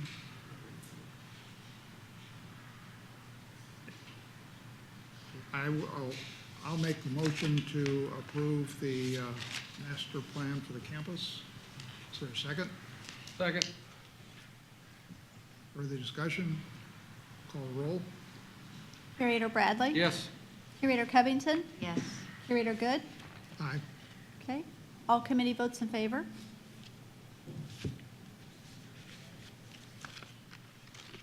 I'll make the motion now or after we adjourn the committee? Now, I'll move on behalf of the committee that the board adopt the master plan for the campus. Is there a second? Second. Cindy? Curator Bradley? Yes. Curator Covington? Yes. Curator Cups? Yes. Curator Downing? Yes. Curator Good? Aye. Curator Hendrickson? Curator Phillips? Yes. Curator Stewart? Yes. All votes in favor. I'll make a motion to adjourn the committee. Is there a second? Second. Call the roll, please. Curator Bradley? Yes. Curator Covington? Yes. Curator Good? Aye. All votes in favor. Adjourn. Thank you. Thank you, Cindy, and thank you, Chair. Good. Next item on our agenda is the Audit Committee meeting. Chair Hendrickson. We have one information item and one action item today. The information item is the quarterly report, and John Furtick will present that for us. And then we will approve the engagement letter for the internal auditor for 2015. John? Oh, Chris. I'll try to do my best, John Traverti. Good afternoon. Appreciate the opportunity to present. So this is our report of our internal audit activity since the last meeting, which was April. So during this time, we've completed 6 projects. There's actually 5 internal audits and 1 consulting engagement that we've done. We drafted 3 internal audit reports, and we currently have 6 projects underway. So this slide shows you the 5 internal audits that we completed, as well as the consulting project that we've done. The consulting engagement is the last one listed. That is the fiscal management review. I will not speak to this during this committee meeting. Tom and I will speak about that during the finance committee meeting following this. Our first audit was the benefits process review at System. In this audit, it was focused on looking at the review processes that take place for the benefit plans, specifically the management reviews. And these are for the plans which are administered in-house. So this is the retirement, the disability, and the death benefit plans. Overall, we found the controls to be strong here. It's really efficiency of recommendations around streamlining review processes, avoiding unnecessary duplication of reviews, as well as for less complex calculations to really modify the level of effort to align with the complexity of reviews. So really time savings opportunities, as well as avoiding any backlogs by piling too many reviews on a certain individual. Our second audit was at Department of Athletics at UMKC. So this is a Division I NCAA program. There's 16 athletic programs. And what we did was a typical departmental audit. So we looked at financial controls and processes, compliance with university policies were the focus.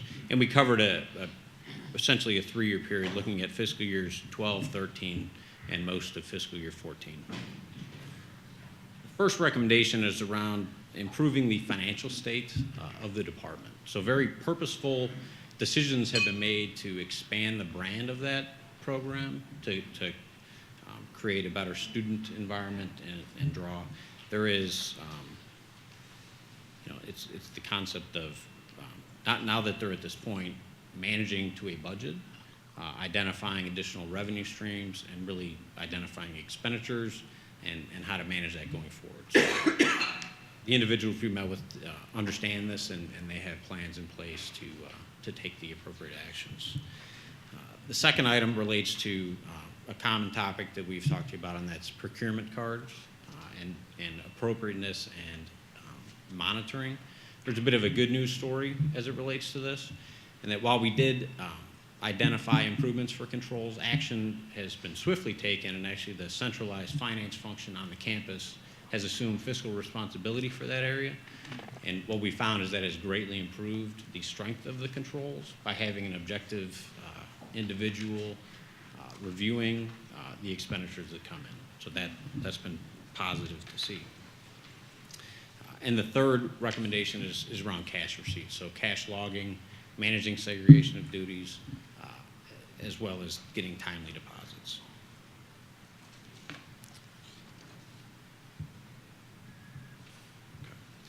Our next item relates to. Let me ask you a question about the UMKC athletic department, and this is probably a question for Leo. I know you say they don't have a formalized plan to be, I guess, solvent at this point on a balance sheet or income statement basis. But Leo, what's the over what period of time do you think they can become self-sustaining, or do you think they can't?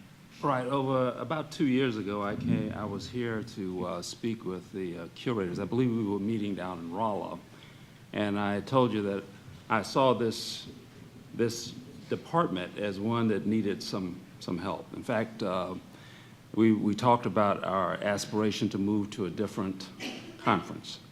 You all gave me permission to go start those discussions. We have moved to a different conference. The plan overall is to actually increase the level of support from sources like ticket sales, sponsorships, endowments, and the like. We are starting to experience some success on that front. We moved to a different conference. We have a coaching staff now that I think can take our basketball team to another level. We are not in football. We're not going there. And, but the plan seems to be, the plan as presented to the faculty, to the staff, and the students was to reduce the institutional support to half of what it was at the time we started this in 5 years. So we've just completed year 1 of that plan. All right? We're on track. Thank you. Next audit is residential life here at the University of Missouri-Columbia.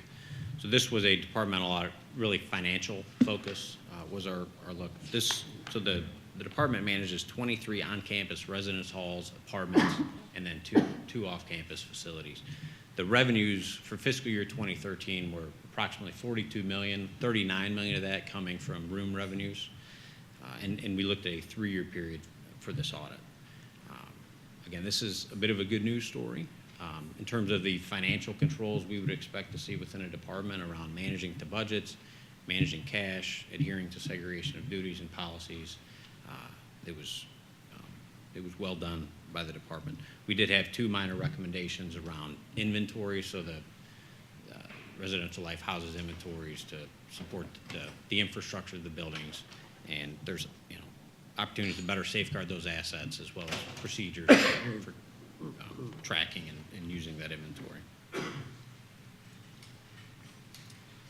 Our next audit was at UMSL and looked at the Student Financial Aid Office. So the office processed $22.6 million of financial aid, scholarship, grants, and waivers during fiscal year 2013. We looked at a 3-year period and had a few recommendations. The first being increase the distribution of endowed gifts and scholarships. So within that $22 million number of total gifts, there's approximately a $3.3 million pool that is endowed gifts. There's opportunities to increase the distribution of that. Of that 3.3, 1.9 had not been distributed. I would say there's a lot of complexity to it, but the new dollars that came in the last fiscal year, they spent a very good portion of those. Over 85% of those dollars were utilized.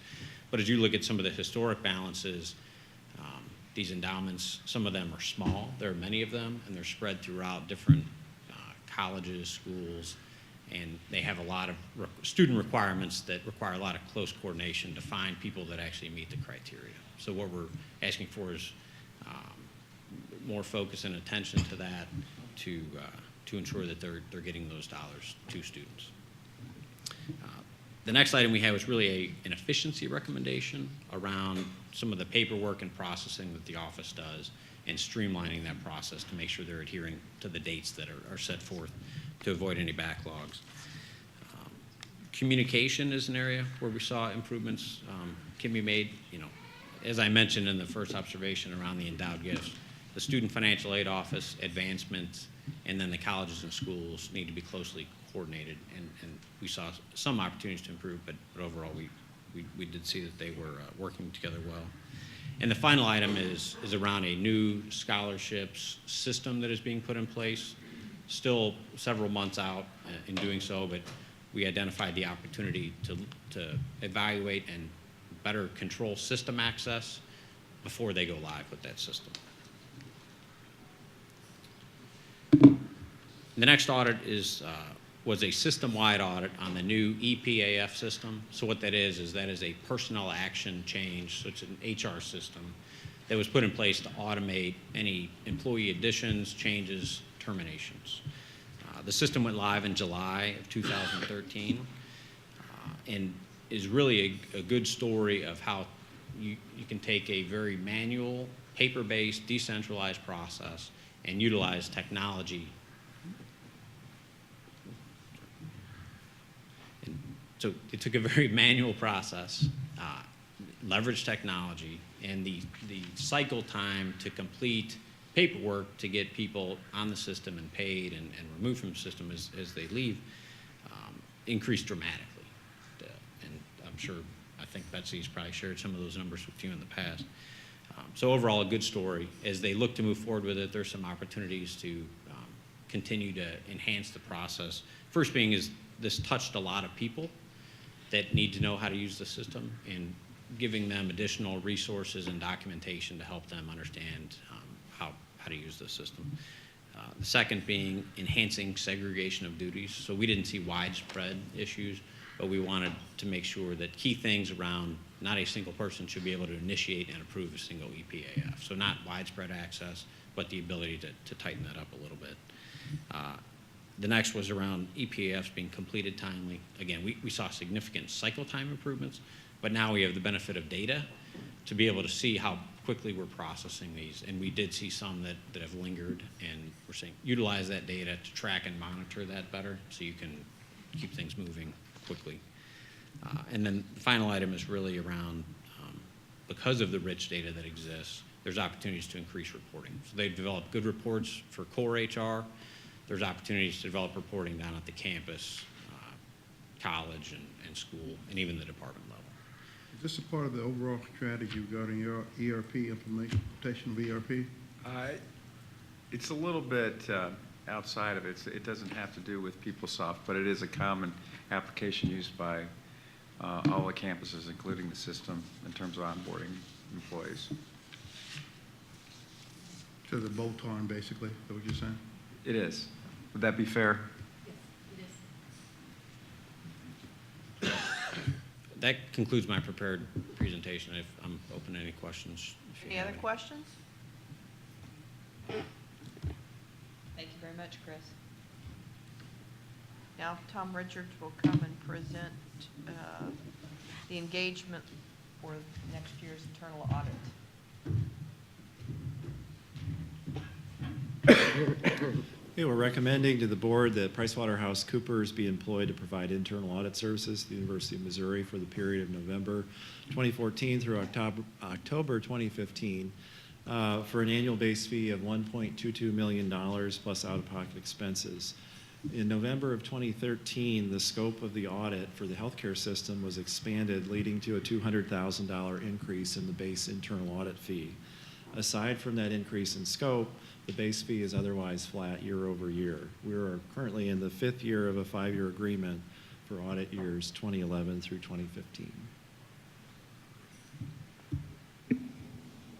What will be the plan going forward, since this is the last year of our current contract?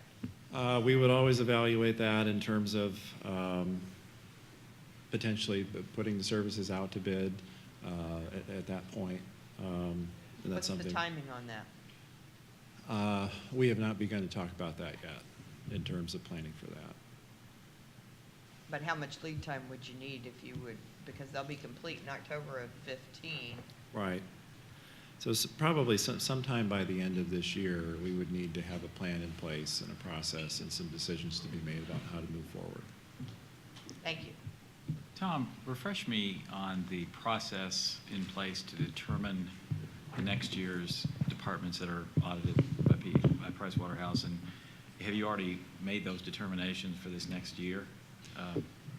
Yeah, there's really sort of an ongoing risk assessment process that all the campuses' system leadership participate in that sets the priorities. There's an internal audit steering committee that's represented by each of the campuses, and they collectively, based on the risk assessment, based on the things identified by the campuses, pick the projects that sort of the audits to be done for a given fiscal year. So they would be set for this next 12-month cycle.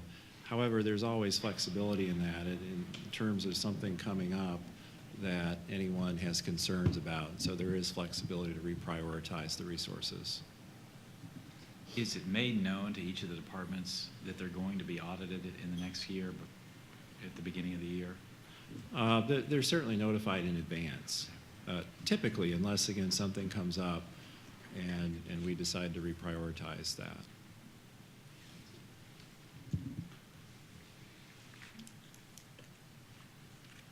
I would request a motion to approve the internal audit engagement for 2015.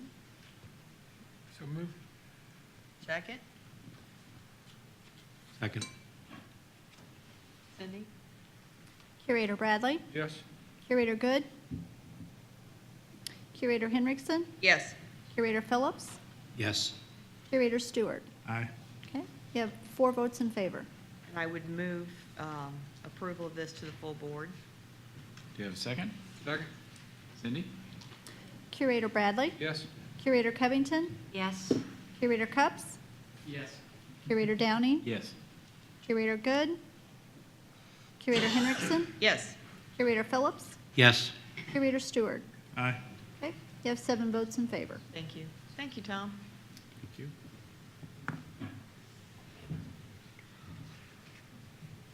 You ready for the finance? Motion to adjourn your committee. Oh, sorry. Everybody always forgets that one. Second. Curator Bradley? Yes. Curator Good? Curator Henriksen? Yes. Curator Phillips? Yes. Curator Stewart? Aye. Okay, all votes in favor. Now the Finance Committee, Chair Covington. Thank you, Mr. Chair. Finance Committee has 4 information items today and 4 action items, each of which will be handled by Interim Vice President Tom Richards. Thank you. First topic is fiscal management review. Chris, PwC, referred to this during his internal audit presentation. I wanted to set the stage for this, have Chris come up, talk about PwC's participation in this, and then talk about the recommendations and the things that we're doing to move the organization forward. The finance team started talking about the opportunity to do something like this last fall, and it really was building upon, in part, from PwC's perspective, just observations that tend to come up in departmental audits, and then just the management team's continued observations and sort of this vision for opportunities to improve the organization. One of the things, though, I want to make clear as we begin to talk about this, our finance function, and I'm talking about that across the entire organization, is held in very high regard within higher ed by our peers, validated by rating agencies, Moody's and S&P. So I just want to provide the context. I think what we're trying to do, and it's something that President Wolf has talked about consistently, is what is that comparison that we're doing?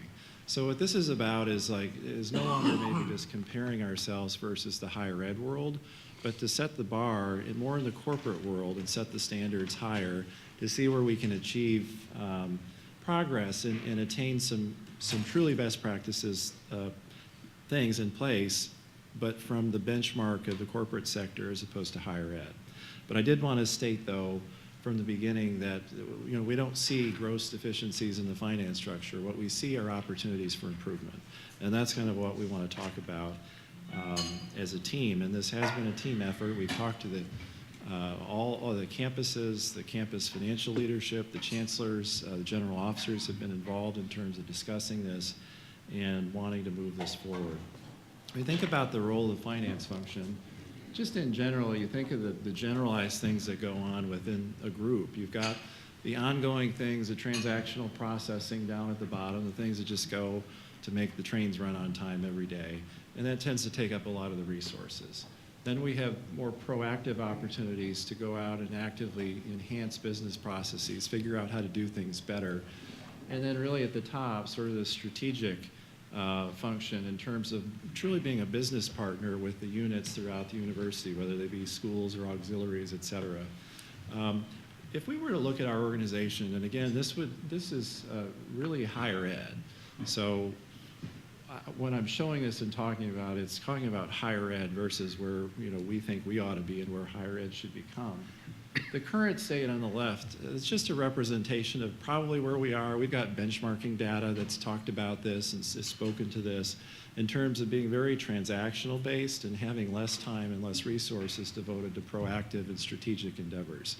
What we want to do, the desired future state, is what we're looking at over on the right. Figure out how to become more efficient with the transactional processing so that the resources can be focused instead on things that add value, that are strategic and proactive.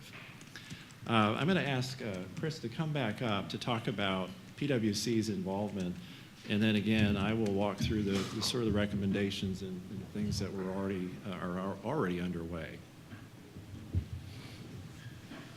Thanks, Tom. So I want to provide a little bit of background on the purpose, scope, and approach that we took on this project. I first want to reemphasize the importance of this and the meaningful value that it can bring.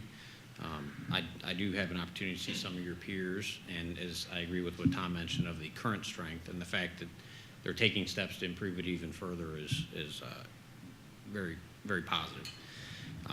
We've been highly engaged with Tom and his team throughout this process. Really, and our role has been, with a focus on identifying areas for process improvement by looking at in process improvement within the organizational structure, within the processes, as well as the policies that are in place. So in terms of the approach that we took, so we looked at the organizational structure within each campus and across the campus. We looked at the background and the responsibilities and time spent by fiscal officers. We measured understanding around their knowledge of policies, procedures, the technology they use, as well as the extent to which finances are monitored and the nature in which those finances are monitored. And we also leverage heavily the prior audit history that we have from the university. We conducted a number of interviews across the system, across the campuses, as well as down to different departments, ranging from large departments to small departments. And we conducted a survey that went out to over 800 individuals that have some sort of fiscal responsibility. And those were all the inputs that we then took and compared against leading practice within higher ed, as well as commercial entity applications that could be applied in higher ed, and spent a lot of time with Tom and his team collaboratively working through those. And Tom will outline some of those things to you here in a moment. And just to close, I mean, I would just want to reemphasize the positive opportunities that are here, and the fact that what we're seeing management do is their undivided attention is on it, and they have a good plan to move forward. And it's something that we're going to stay in close collaboration on.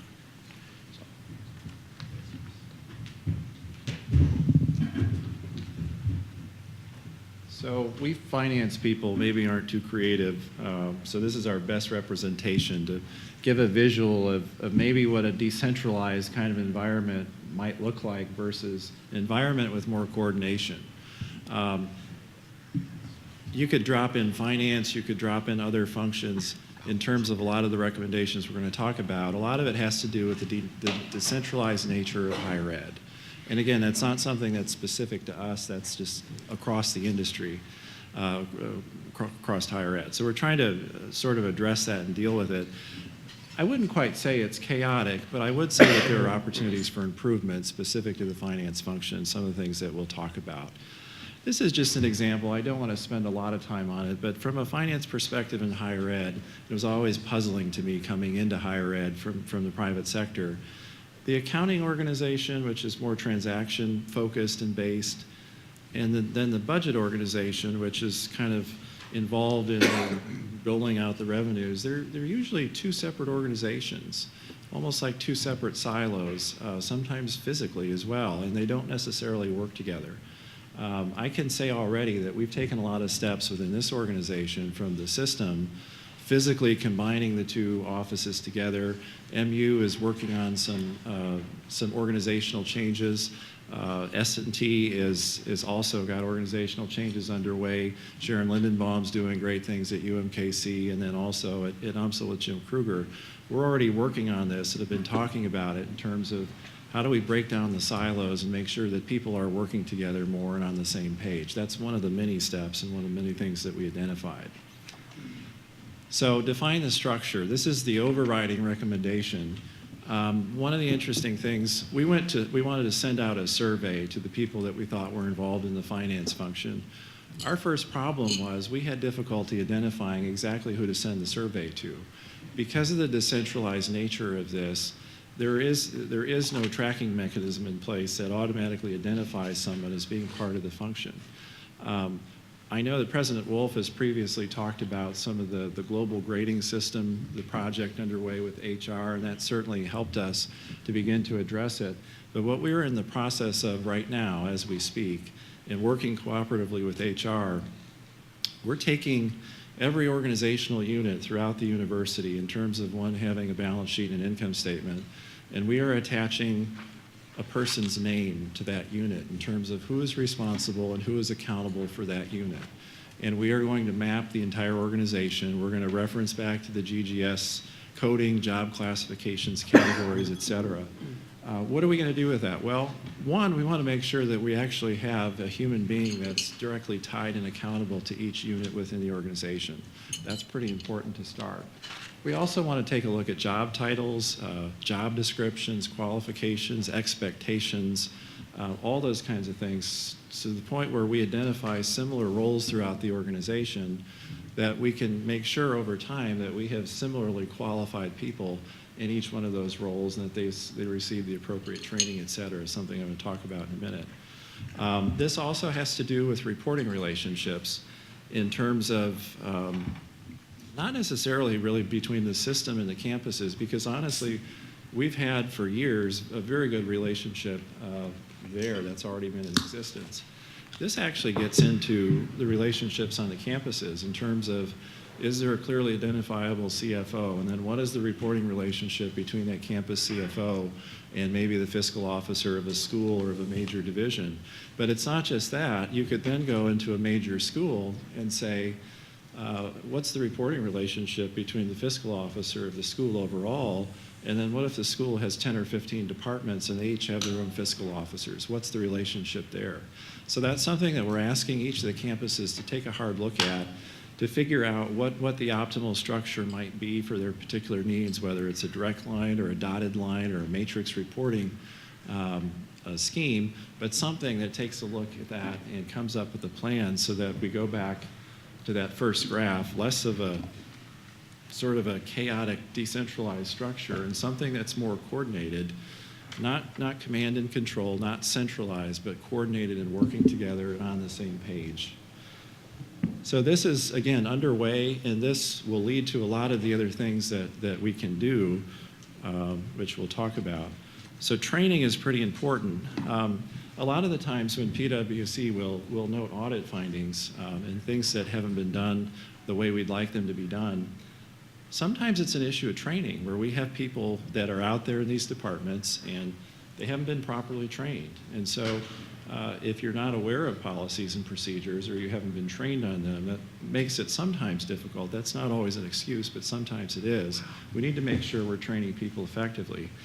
One of the things that will come of sort of identifying the structure is we will know, and again have people mapped in terms of the roles they serve in, so that we can not only make sure that people get trained, but we can target the training so that they're getting the appropriate level that they need. We've also talked as a team about creating a certification program, which might be helpful with career advancement, et cetera, to make sure that these employees are getting access to the training, but that they're taking the training and they get credit for it as they develop and advance throughout the university. Again, it all starts, though, by knowing who's in the organization, where they are, and what their responsibilities are. The systematic monitoring and analysis, this kind of gets back to that higher level value add. We have a lot of data in the university. We always have. It's been in PeopleSoft. It's been extraordinarily difficult to get to and to do anything with. We've been working on a very significant project implementing a Hyperion tool over the past several years. We now have an actively working in existence data warehouse with all of our financial data and frankly, a lot of our HR data as well. We're at the point with that and the reporting tools we have access to where we can begin to do more analytical analysis and reporting across the system in very efficient ways in terms of doing scans across the organization and the ability to flag things that need further analysis, et cetera. This is something, again, that's underway, and ultimately what we'd like to do is, in conjunction with other steps to become more efficient, is to get more of the resource to value add like this and away from redundant transaction processing that may or may not be done in the most efficient manner. Ethics and compliance hotline. So do you have an analytics team that actually, assesses the big data that you're talking about? We are building that out as we speak. We have a team in the IT area that's responsible for the actual data warehouse. And then in this instance, finance has been actively talking with HR in terms of how do we work together, what are we trying to achieve in terms of moving forward. The Hyperion system that really allowed this to come together is just being fully implemented this year. But we have... That's just for the mining piece, right? I'm talking about from a strategy standpoint. That's a key initiative that's underway right now, because that's the point. It's not just having the data and having the tools, it's using it and implementing it. That's what that last recommendation will address. Ethics and Compliance Hotline, this is sort of aside from the function itself, but one of the things that we found in doing the employee survey is, I believe it was in excess of 20%, 31% of employees were unaware of the Ethics and Compliance Hotline. That's particularly troubling because this is a key part of our system of internal control. And we would expect that fiscal officers of all staff would have a high awareness of the Ethics and Compliance Hotline.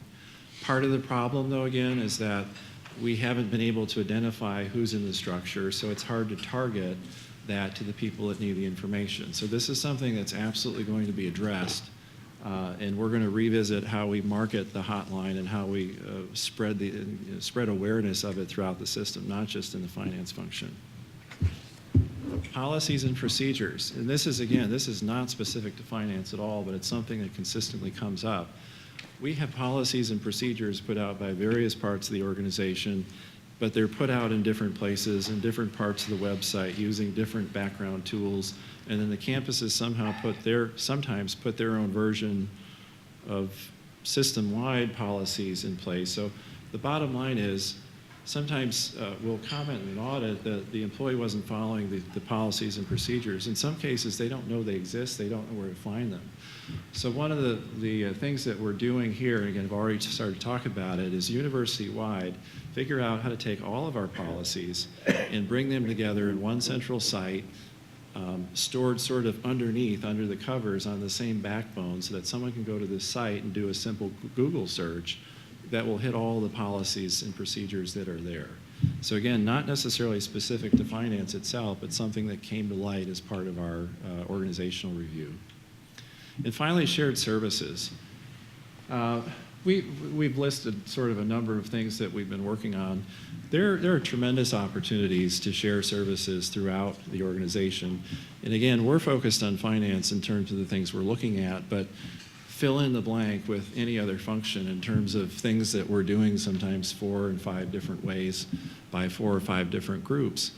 This isn't just talking, by the way. Again, it's the level or the scale you're talking about could be varied all across the organization. This is not necessarily talking about combining one particular function across the system.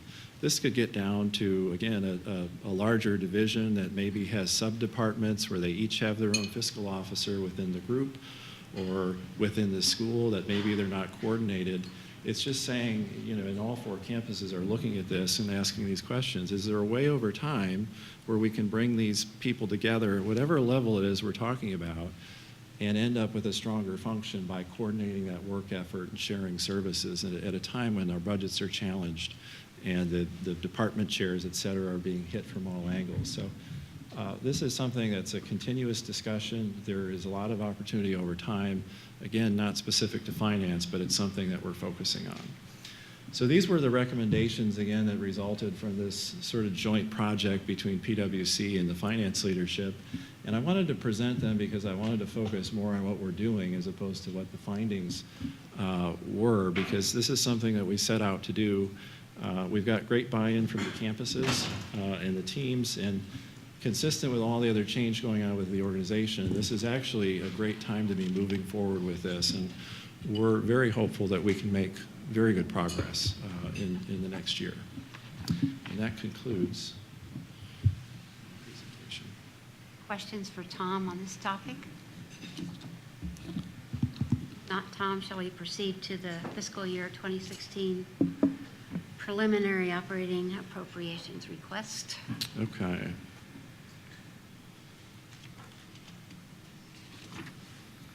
Okay. As hard as it is to believe, we're talking about our FY16 operating appropriation request. As a reminder, we bring a very high-level preview to the board in June of each year, and then we come back at the July meeting and ask for a formal approval of the recommendation we're putting forward. I'm going to go over this at a fairly high level. these are just talking about the four major components of the appropriations request. The key is number 1 and then number 2, and we'll talk about that. Numbers 3 and 4 are largely things that we just have to pass through our appropriations request. I also just wanted to make a quick note before I forget. Cuba Plain and Carla Dowd are in the audience. Cuba, if I told you how long Cuba's been in the budget office, she'd get angry with me. But Cuba has been doing this for a long time, and Cuba and Carla work very closely with the budgeting people across the campuses, and I'll talk about more of that in a presentation coming up. But it's their efforts and their work that gets the stuff together for our budgets and our appropriations requests. I didn't want to forget that. So in terms of our preliminary look at funding on core appropriations for next year, the core is simply rolling forward what we anticipate getting in FY15. So I also have to say that there are some things on here that may or may not be on here when I bring this back to you in July, depending on what the governor may do or not do with some of the things that have been proposed by the legislature. So again, this is just FY15 rolling forward for FY16. The new funding requests, I did want to spend just a minute talking about. Performance funding, so this is really the request to increase the core. We have in a 3% requested increase. Ultimately, that's, of course, decided by the governor in his budget and the legislature in their actions. STEM funding, item number 2, this is a 3%, a request for a 3% increase for specific funding for STEM from an operational standpoint. This is something that we have asked for. We asked for it for this past legislative session. 3% funding level was also in the governor's original budget request for this current year. Was not approved, but it was certainly discussed, and I think the idea is advanced on that. A new request that we have, item number 3, or that we will bring to the board as a recommendation, is $12 million in operating funds for STEM renovation and rehabilitation. This will target the critical STEM facilities that we've discussed in January, and in a subsequent item I will go into that in more detail. We're going to try to strategically hit this from both the operating and the capital side. To the extent that we got funding, we were able to get funding from the operating side, we could use that and use our own financial resources to leverage that to get some projects done, similar to what Gary Ward was talking about. And then again, the last item here, the Missouri College Advising Corps. This is a program, again, it's kind of coordinated through MU that helps get kids throughout the state to go to college, and kids especially who might think otherwise, they're not able to do that. This advanced in the legislature this past session and came close to making it in the final budget. We felt it was important for the state, not just for the University of Missouri, but for the state, and so we're requesting those funds again for next year. Again, I'm not going to cover these. These are things that are just more mechanical in nature and that pass through. And again, just legislative things that have to flow through the university. So just in summary, again, I went over primarily 1 and 2, 3 and 4 are more just things that flow. And that's the extent of the update on the appropriations look. Any questions of Tom on FY16? All right, thanks, Tom. Move on to capital appropriations for 2016. Okay. So this will tie in, again, with the MU master plan and some things that Gary Ward went over. This is our preliminary state capital appropriations request for FY16, so similar to the operating request. We will come back to the board in July with a recommendation for approval. Still wanted to review some things. In January, I presented to the board on really on the condition of our facilities and then a specific STEM facilities proposal.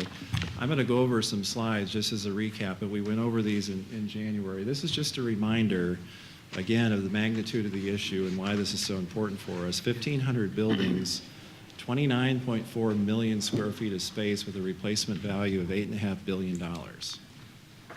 This is just breaking it down by campus. Again, we went over this in detail in January. Gary mentioned the FCI numbers that we, again, presented in January. This is just looking at our E&G buildings, so education in general, our academic buildings.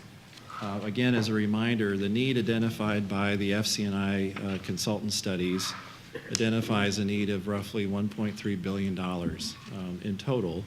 And then I'm presenting this by campus and then by priority. And again, this is something that we discussed in detail. This is a view of that same data, but by campus. And you can see in terms of the bottom two bars, the red, and I guess that's a dark gold or something, representing poor condition and below average condition. As we discussed, the UMSL campus is facing the most challenges of the four in terms of the conditions of its facilities. All this graph is saying, and we've discussed this before, the bars at the bottom are representing our investment in our facilities for the past several fiscal years. The red line going across the top tells us, based on the modeling, what we should be investing. So very simply, if we're investing below the red line, then our backlog gets bigger. If we were to be able to invest above the red line, we'd be eating away at the backlog. Obviously, you can see what's been happening. Is that the purple? That's what we're investing. The purple at the bottom is annual M&R spending generally, and then the, I guess that's green, heavier renovations to buildings. But in total, between the two, we should be close to the red line. We increased quite a bit, though, this last year. Yeah, with some of the facilities projects and actually some of the renovation projects that Gary Ward had talked about at MU in particular, but also on the other campuses as well. And when you refinanced the bonds, didn't you? What did you refinance? We got extra money out of? Yeah, well, we do. The last refinance transaction, we generated $24 million in savings, and that's pending a... Does that go towards this? It will go towards critical facility needs, and something that we're working on with President Wolf in terms of a plan to address that. And it gets back to this plan that we presented to the board in January 2014. One of the things that we've discussed a lot, and this does get back to the state appropriations request, is continually talking about a $1.3 billion number and continually asking the state for $1 billion in new facilities every year doesn't get us very far. The money's not there. Sometimes perhaps the numbers can be so overwhelming that people don't even stop and absorb them. So one of the things we talked about in January was putting together a different kind of a program with the strategy to tackle something very important to our strategic plan, but also meeting deferred facility needs in terms of the focus on the STEM buildings. So the criteria that we presented before, identify facilities on each of the campus that support our STEM goals that are in the strategic plan. Number two is very important, projects that reuse and improve existing space, targeting the worst of the buildings. So if we can tackle our STEM needs, but we can also do it in a way that targets our buildings that have the most need, we can not only further our STEM progress, but we can also further progress on the deferred maintenance needs and the overall condition of the campus. And again, I'm saying reusing, repurposing, renovating existing buildings, not building new buildings. We can't afford to take care of the buildings that we have now, so we need to be very careful about building new facilities without additional operations support to maintain and operate them. Obviously, projects that are going to have a meaningful impact on the learning environment for a meaningful number of students and faculty. And then very important as well, projects that have funding for ongoing operating costs and ideally have the ability to drive revenue growth or cost reduction. So drive revenue growth could be the things that Gary was talking about in terms of increasing classroom seats that facilitates enrollment growth. Cost reduction could be a building that's very expensive to operate, being redone, and then becoming very efficient in terms of energy usage, et cetera. And then finally, projects that can be reasonably tackled within 5 years. So this was the list that we presented to the board in January.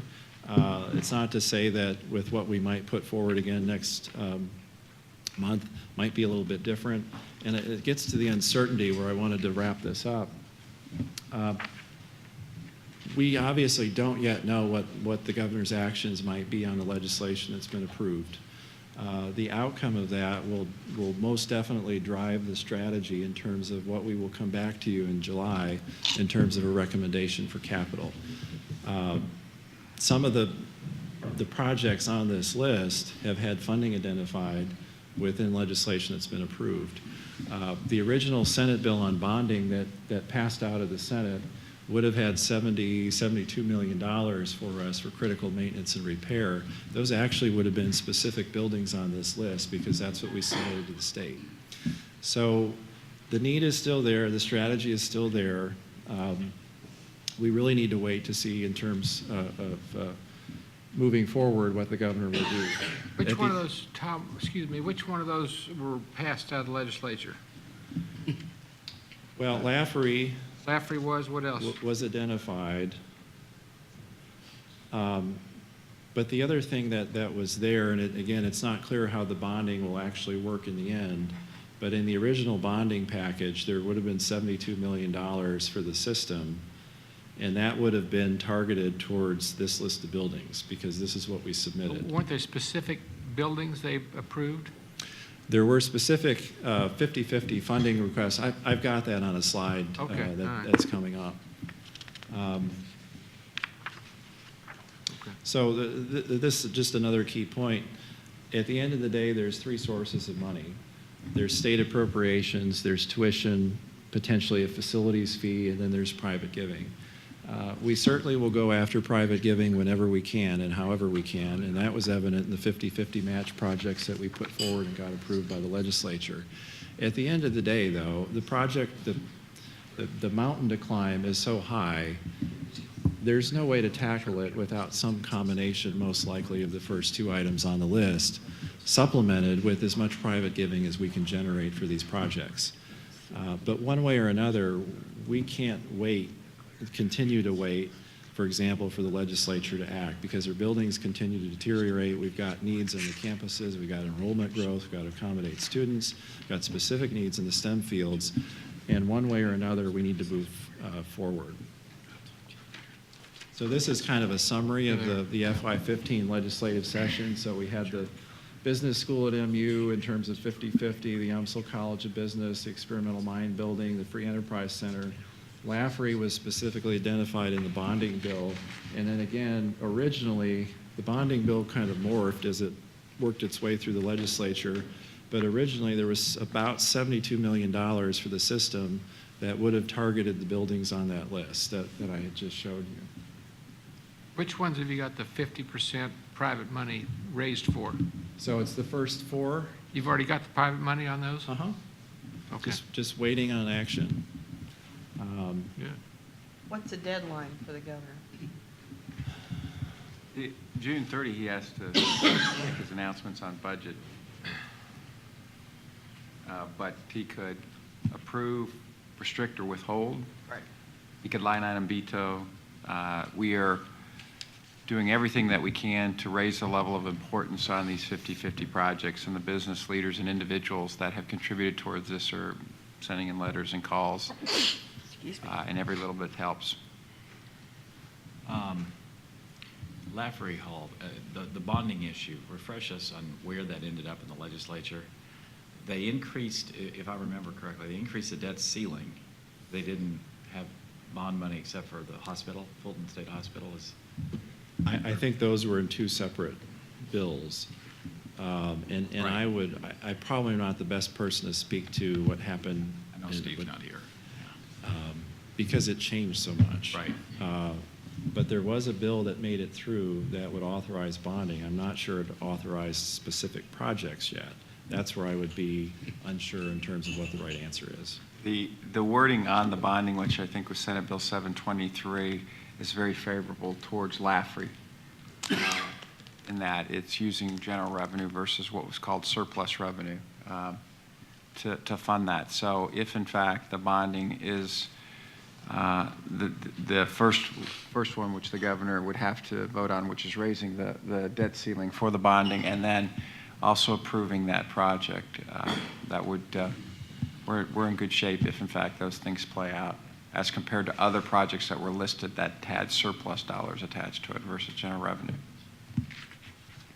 So Curator Bradley had a good point, in terms of we have lots, hopefully, tools in the toolbox where we could pull together different components to get a program like this done with the STEM facilities. We've got maybe a head start with the $25 million in savings. To the extent the legislature appropriates, we could figure out other ways to go about doing it. I think the main point is, and President Wolf has said this, we have to do something. So right now, at least, we're in a temporary holding pattern to wait on the action of the governor, and based on what we hear, we'll come back to the board in July with a recommendation. And that was all that I had on that, unless there are any further questions. If you go back to slides 8 and 9, I'm not sure that I understand. Maybe they don't correlate at all, and maybe they're apples and oranges. But slide 9, where you made the point that UMSL is by far in the most dire need. Then you go back to slide 8, and I don't think there's any question but that UMSL has buildings in poor condition that need to be addressed. You go back to slide 8, and the critical and urgent compared to others is substantially less in millions of dollars. And I just compare that to UMKC, which when you add the first two, the red and the orange, is over 65 million versus 25 million. And that leads me to my question, is that if UMSL has that much in dire need, the graph showing 80%, on our potential projects meeting criteria, they only have one project on there, and although it's significant, it isn't as much as the others are asking. So it looks like they have greater need, but in our priority, they get one fairly substantial building, but the dollars don't seem to address the need. Is that because of the particular way in which those projects met the criteria? Yes, a couple things. This graph or this chart here is just identifying dollars and timing of need. This graph is showing the FC&I rating of the buildings. So it's getting at a similar thing, but this is more just a snapshot of a building without regard to sort of the timing of when the consultants are telling us it needs to get done. So it's different slice. It's similar data, but it's not exactly the same. In terms of the list, again, this is I can't say the first time we put something forward like this, but we had to have a way, at least in beginning to talk about it, to allocate dollars among the campuses. This is allocated based on FTE students.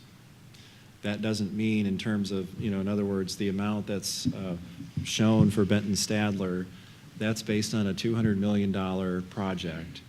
And what would the allocation be to UMSL based on FTE students? That's an arbitrary, there are lots of ways to do that. That was what we had done to put this together to begin the discussion. As we continue along the path, this will need to get refined, but that's kind of the answer to your question. The overwhelming need at UMSL is Benton Stadler, and the real need on Benton Stadler is closer to twice this amount. But we were, again, trying to think of, if we have to move forward, we can't keep talking about 500, 600, 700 million. We've got to pick a number that we think we can achieve and then do with it what we can. So I think from UMSL's perspective, or any of these projects, it may not be what they'd like to get or what they absolutely need, but the question is, could we make a tremendous difference if we could get something of this size going? The answer is yes. But by no means is this a final, even a final recommendation of the board. We just want to talk about the criteria that would drive a list that we might bring to the board should we be able to gather together a financing plan. We voted bonds for Benton Stadler last year. Is that for the new addition to it? That was the addition for new lab space, which will also inevitably, it'll create swing space at Benton Stadler. It was much more efficient and economical to do an addition at Benton Stadler and put the lab and research space in there. It would have cost too much money to retrofit the existing building. So the campus moved forward and is funding debt service from operations to build that addition. The research space will be consolidated, the teaching and the lab space into there. That will then free up space and allow the campus to begin to move around and have swing space so that they can go back and address the original building. This amounts to the renovation of the existing building. This would be renovation. This would not cover the entire cost, but it could make a significant dent. And this can't really start until the new science complex is finished in order to... Yeah, just from a logistical know, perspective and logistically. planning and things of that nature. So if you look at slide 8, which was like the timeline perspective. Okay. I was just trying to understand with the necessary 2 to 5 years, that's would be the projected timeline for renovating Benton Stadler, which would reduce that substantially. Yeah, Probably. And again, the main purpose of this data Yeah. is to give you a big high-level snapshot of a campus, not necessarily Sure. a building-by-building view. But if we look at Benton Stadler, whoops. So we have FC&I numbers in this right-hand column. And when Gary was up, he had described that an FCI number of 0.4 and higher means basically you either need to tear the building down or you need to totally renovate and rehabilitate the structure. So again, in terms of the criteria that we worked together with the campus to select, we wanted to target buildings that had a very high FC&I need so that we were doing two things at once. We were meeting our STEM objectives in the strategic plan, but we were also tackling a very real facilities problem. So again, just the criteria would be the important thing, the list of buildings. I think the campuses would keep the same. The numbers could certainly change depending on the resources that we have available. So from a macro level, have we historically and will we in the future be looking at project criteria based on FTEs as opposed to the extent to which buildings need to be renovated or replaced? The need in St. Louis seeming to be higher than it is on an FTE status. Is that how we've always done it, and are we going to be presented with that in the future? No, we've not always done it that way. Typically, each campus has generated a list of sort of their top priorities, and we submit those for each campus. We end up submitting a list that's maybe $1 billion, and we haven't made much progress in a decade. And again, not our fault necessarily. What we're trying to just do is target something more strategic. So one perspective on thinking about FTEs in terms of how you might allocate the resources, to the extent, for example, if the legislature is unable to deliver funding, we will have to ask you to consider the possibility of using tuition dollars or perhaps a facility fee to be able to move forward with some of these projects. So then you have to think through how would that get, basically what would the math be? That was one of the reasons why that was a benchmark that we had chosen. But by no means is that final or set in stone. We just had to have something to move forward. The situation in St. Louis kind of came about this way. Started out with a golf course with a country club building. And the building wasn't, I mean, it was used for a few years, but it obviously wasn't going to be a very good academic building. So there was a big rush to build a bunch of buildings. The buildings that were being built a lot of universities and so forth at that time were flat roof buildings and had HVAC systems in it that were designed to last 20, 25 years. They're all much older than that now. They're all wearing out. They're costing a whole bunch of money to maintain the way they are. The walls of the buildings, the structures are good, the roofs need work, but all the interior stuff needs work. So they cost a lot of money every year. That's one of the reasons why they're in that category and why there's such a big percentage of the buildings on the campus that are in that situation, because they were all built at the same time with kind of the same age life. That makes a lot of sense. It seems to me that one of the functions of the board is to make sure that the priorities are there, and if that's the explanation, I think I'm not sure that the FTE is the right way to prioritize. I'm just raising it as a question, because if it's the need, you've got the campus, you've got the students, we ought to be addressing the needs as opposed to saying, well, let's do all this by priority or by what the legislature might want. It ought to be what our students need.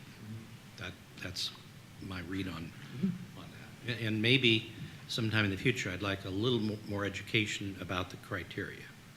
Not today.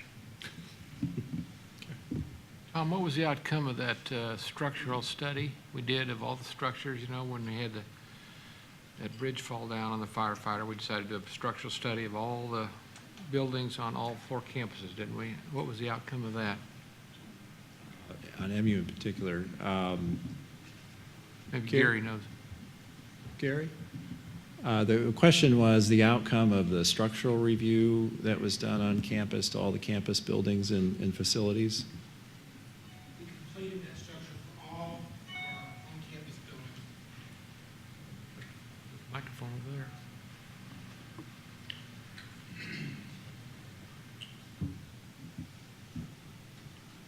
We completed that study for all of our on-campus buildings within the first couple of weeks that we started that effort. And we finished all the ones across the state of our farms and some of the spaces that we lease, or all the spaces that we lease. We had only a couple of problems on campus that we had to deal with. One was a staircase that we had to shore up, and a couple of small things like that. Across the farms, we had a lot of old abandoned buildings that we had to take down. We didn't find anything of significance anywhere across the state.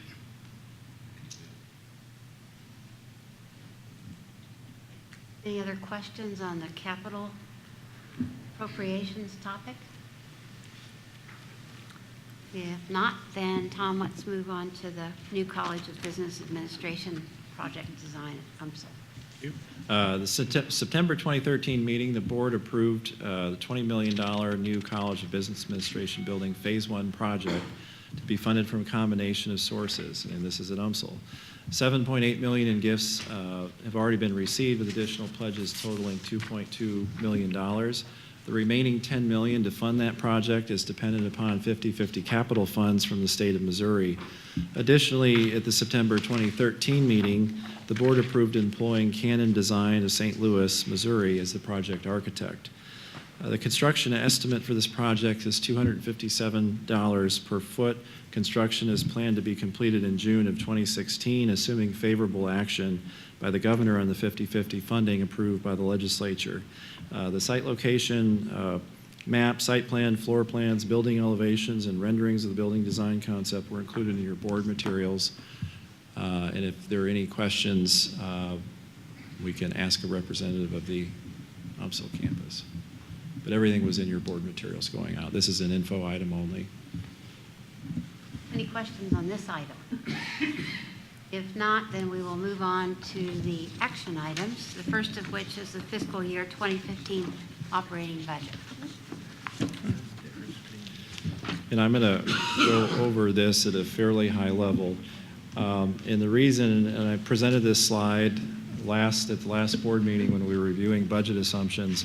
Again, it's important to set the stage. When I show you the budget for the university system, it's a summation ultimately of almost, in some cases, 29,000 separate budgets that are being rolled up together throughout the schools and then the campuses into the system.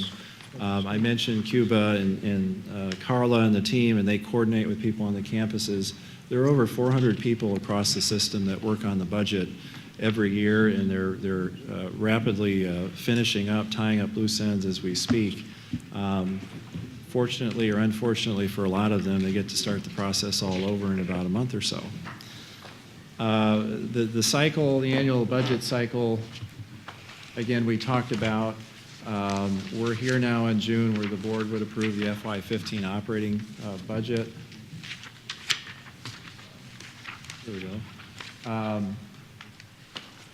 And we've previously been setting up the pieces of this throughout the year in terms of bringing tuition increases, supplemental fee increases, room and housing rates, et cetera, and again, previewing revenues at the prior board meeting. Once again, then, consistent with the state appropriation request, we too will start all over in July at the meeting in terms of starting the cycle. So for FY15, the all funds budget, and this is all the campuses, healthcare system, everything rolled together, is going to approach, or I guess be at $3 billion, which is about $95 million higher than FY14. So this is just a view of what the original budget was for FY14, what we're planning for FY15, and then the marginal changes of the major categories. Just as an FYI, we're pretty close to the fiscal year end right now, a couple weeks away. Our estimate of where we'll end up for FY14 actual is a range of maybe $290 to $310 million compared to the budget of $114 million. A very large part of that variance has been favorable market experience and investment returns in our portfolios, as well as some private giving that's been higher than anticipated, which is always a great thing. So we look to be ending up the year FY14 in a very strong position, and we carry forward that budgeting process and the budget we're putting before you for FY15. So again, the key planning assumptions from an internal perspective, again, the way President Wolf has allocated out increases in state funding, everyone across the system assumes a flat appropriation in terms of the state dollars they receive. And then on top of that, there are the performance funding dollars that are available based on the strength of their proposals that reflect the strategic initiatives in their plans. Tuition and fees, we've gone over in great detail at previous board meetings, and those changes approved by the board are reflected in the budget. Salary and wages, the primary driver of the expense. Overall budget increases for merit varies by campus from 0 to 3%. And this does not mean that employee increase ranges are 0 to 3%. We're talking about the overall salary budget. And there are different needs and challenges in each of the areas in the campuses and even within the campus. And they were given direction to budget in ways that support initiatives identified in their strategic plan. Betsy had mentioned previously in terms of benefits and the impact on our internal budgets, there will be no change in the flat rate. That will be the first time in 4 years, perhaps. So that was very good news for everyone within the organization. And then again, overall, we continue down the path of the strategic plan, and everything is driven by the plan initiatives. And this takes place through review meetings throughout the chain, up and down, all the way to the point where President Wolf meets with each of the chancellors to review each of the campus budgets, and I'm sure each of the chancellors meets with their team to review the budgets, and going down and down. But again, that starting point is, if you go by the number of departments across the system, there are 29,000. So when we look again at this high level, there's lots of stuff going on underneath.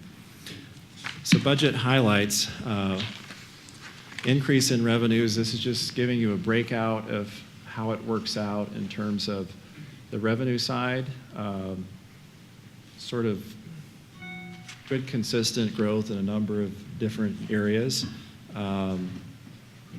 With the exception of the last point in terms of revenues. So the increases from above are offset by a projected decline in grants and contract revenues of about $36 million.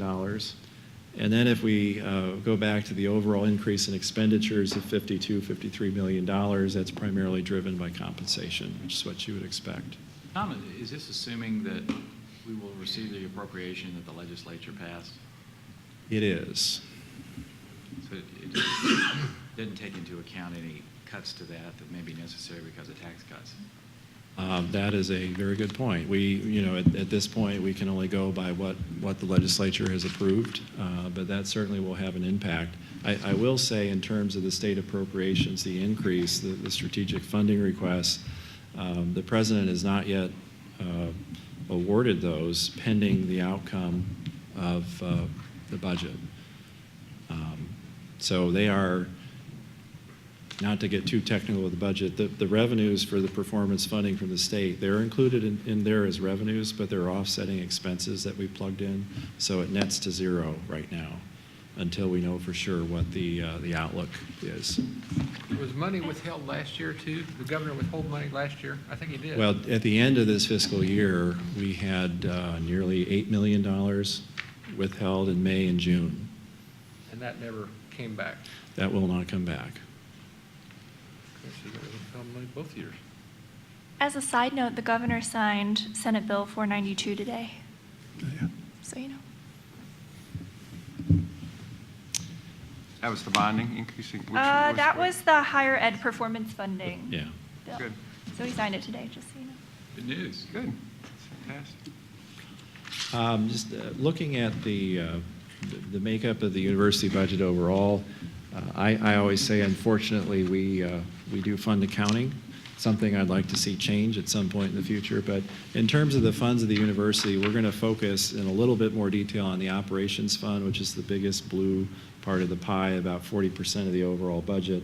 That's where the education and the research takes place. Hospital operations is the second largest area, about 25%, and then the auxiliary enterprises at about 19%. We're not going to go over those budgets today, although the detail is presented in your board materials at the back of the information package.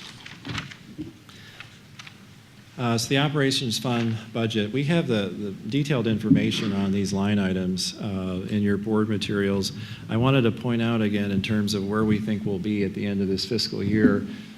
When everything had gone through and been adjusted, the FY14 final budget had a change in net assets of a negative $4 million. Again, that doesn't necessarily reflect what you might think of in the private sector as a loss, because there are transfers, there are capital items in there, et cetera.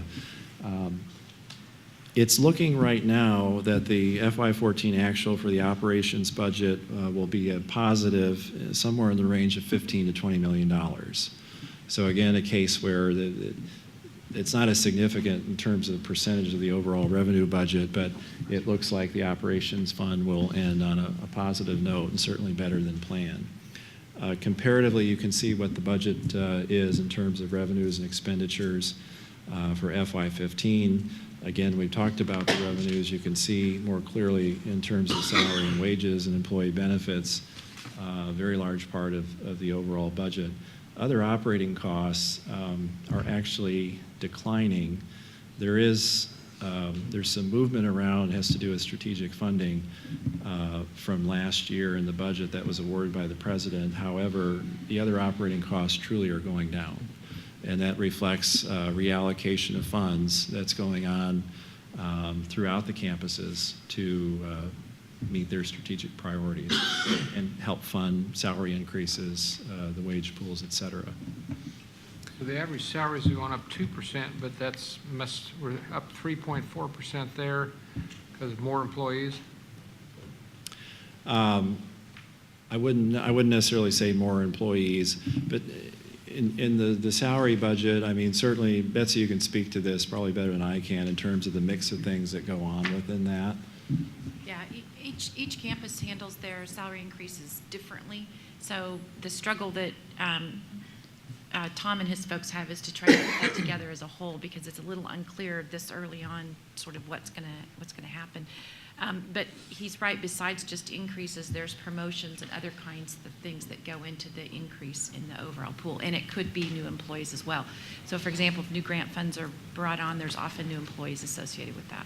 But the average increase is 2% in the pool, other than promotions or additional employees. Well, there's no pool, so I want to be clear about that. Each campus is funding it themselves, and so we have to see what actually gets spent. But there is no overall pool created from which the campuses can draw from for salary increases. Any other questions on this page? And again, the The details were in your board materials. I wanted to keep this at a fairly high level, but happy to answer any questions. Do you expect the FTE to remain the same? That varies by campus, but no, typically, we don't see big swings in FTE. I think over the last 10 years, we've had pretty modest increases. The increase is typically on the part-time employees, which fluctuate greatly during a year. Any other questions for Tom?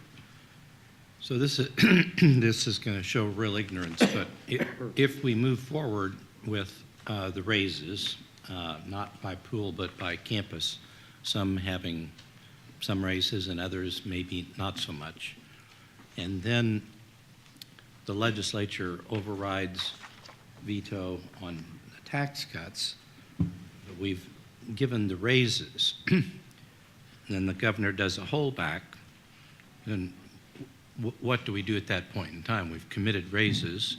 So that's an excellent question, but it's actually another benefit with the way President Wolf is allocating increases in state funding, because those are not counted in any of the campus's core budget. So when they're committing to fund salary increases, they are not relying upon an increase in state appropriations.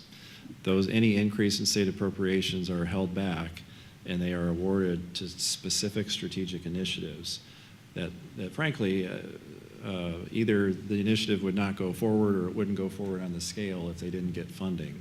So that's a benefit that we have. There are other institutions in the state I've talked to that have committed to salary increases already, and they are counting on that additional state funding to take care of that. Now, is it still is painful to us? Absolutely, because the funding is going toward the most important things that we're trying to accomplish.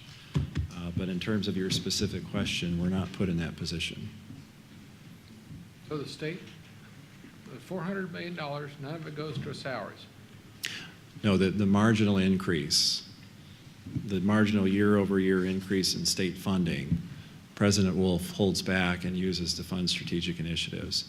In our get, we don't know obviously what the governor is going to do, but one of his options might be to withhold the increase in core funding.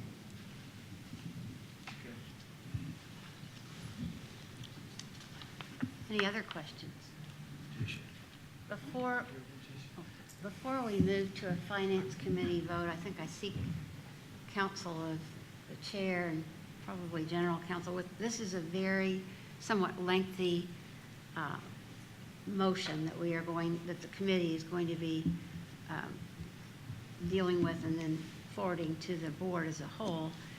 And my question is, I can present it in summary fashion, but it is a lengthy and very important motion. So is it necessary that, is it all right if I summarize it? All of us having seen the proposed recommended action, or would we want Cindy to read it in the entirety? I would suggest that you summarize it. I'll summarize it. Is that all Unless right, anyone Cindy? has an objection. Okay, We have it in Cindy? the materials. Right, just to clarify. Thank you.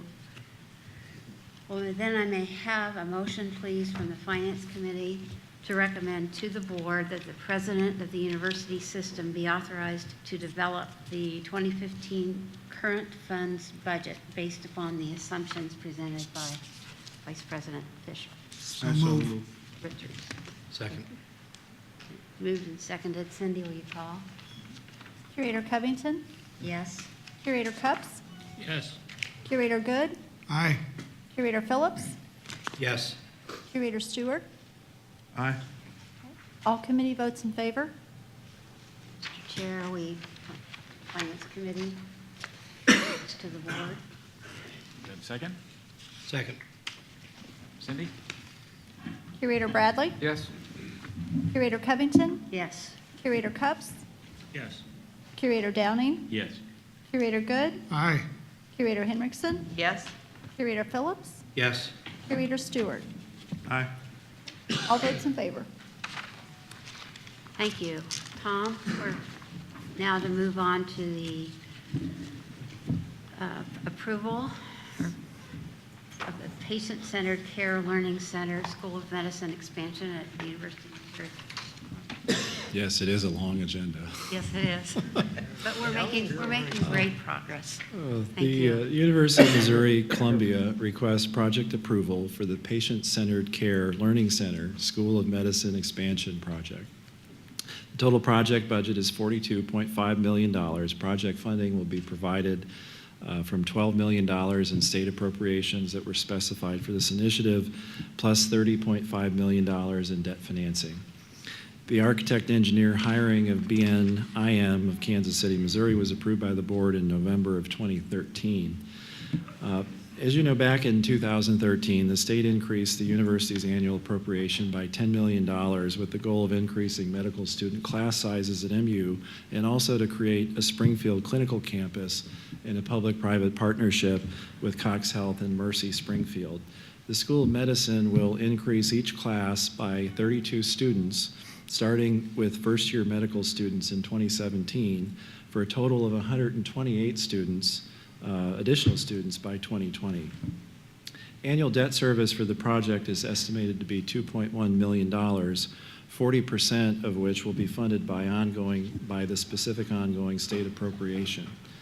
The remaining amount, 60%, coming from new tuition dollars generated by the 128 additional medical students. The yearly tuition is anticipated at this point for the additional marginal students to be approximately $4 million per year. The project was initially envisioned as a vertical and horizontal expansion to the existing Medical Science Edition building on the medical campus. The plan was to add 3 floors on top and then build a 7-story addition on the west side. However, subsequent pre-design investigation concluded that the modifications to the existing building to support the vertical expansion would cost approximately $4 million alone. It was also determined that the space needs could not be effectively accommodated in the originally proposed addition. So consequently, the original concept has been abandoned with a new 97,000 foot 6-story building recommended as a more cost-effective solution. The construction estimate for the project is $282 per foot. This compares with similar facilities construction cost ranges in our region. Scheduled for completion in June of 2016, the project will be delivered as a construction manager at risk project with J.E. Dunn selected for this project. A site plan, floor plan, diagrams, and interior and exterior views of the building concept have been included in your board materials. So we're asking for project approval and then explicitly the authorization of $30.5 million in debt financing. And one thing I wanted to mention on this project, when we most recently reviewed debt capacity for the board back at the April board meeting, we identified a list of projects, anticipated projects, and those projects were factored into the debt capacity analysis. And I just wanted to be clear that this project was a part of that capacity analysis. So this was taken into account when we did that, when we brought the information back to the board. So from a financing standpoint, it's neutral to our credit rating, and we have the revenue stream in terms of the state appropriation and the marginal tuition dollars for the debt service. And there are representatives from medical school here, the health system, as well as the chancellor, if there are any questions. Somebody explain what it is? Can somebody explain what a patient care-centered care learning center is? It's not a hospital, right? It's not, no overnight beds? No. What, somebody tell us what it we'll is. let the dean. Huh? It's a medical school. Well, why didn't they say that? Go ahead, Les. It is an extension of the educational space for medical school. The mission of our medical school is to train patient-centered care physicians, and so they have blended the mission into the name. But it is, if you look at the floor plans, it is very much involved in the day-to-day education of medical students with student learning labs, anatomy labs, simulation center, all the things that you would expect to find at a school of medicine. And patients will be there too, I assume? No, there will be simulated patients in the simulated and simulation lab space, but there will not be any patient care taking place inside this. It will be an educational building. What happens if, the legislature only appropriates 1 year at a time? So what happens if they don't appropriate the $2 million a year, you said? $10 million. I mean, every year, don't they have to help pay for the bond? Well, the legislature has approved already, and we've received this fiscal year, a $10 million line item appropriation as part of the core for this initiative. So anything is possible. Every year. But it is a part of the core appropriation. We have a similar funding for the pharmacy program as a line item funding in the core as well. But it certainly is a risk, but it's also been a commitment of by the state, serving a pretty important need for the entire state. Right, so that's $2 million a year for how many years? 30 years? The commitment, I mean, I think the commitment is indefinite. I mean, to pay for the bond, it'd be. Oh, I'm sorry, 30-year financing. 30 Yeah. years of $2 million a year that we'll need the legislature to approve. That'd be a part of the 10 million that's in the core. So we're going to use 2 million of the 10. 2 million of the 10. To set that aside for debt service to pay for the facility to educate the additional students. And we are allowed to do that in terms of what was approved by the legislature. Will this facility allow additional expansion of the medical school at some point in the future? So the building as currently scoped will comfortably get us to 128 students per year, which represents about a 30% increase in the size of our class, which goes back to the original planning 4 years ago, because that was the call by the American Association of Medical College as far as what they were asking medical schools to do. I believe it would require additional expansion in some fashion if we were going to sizably increase the class size beyond that.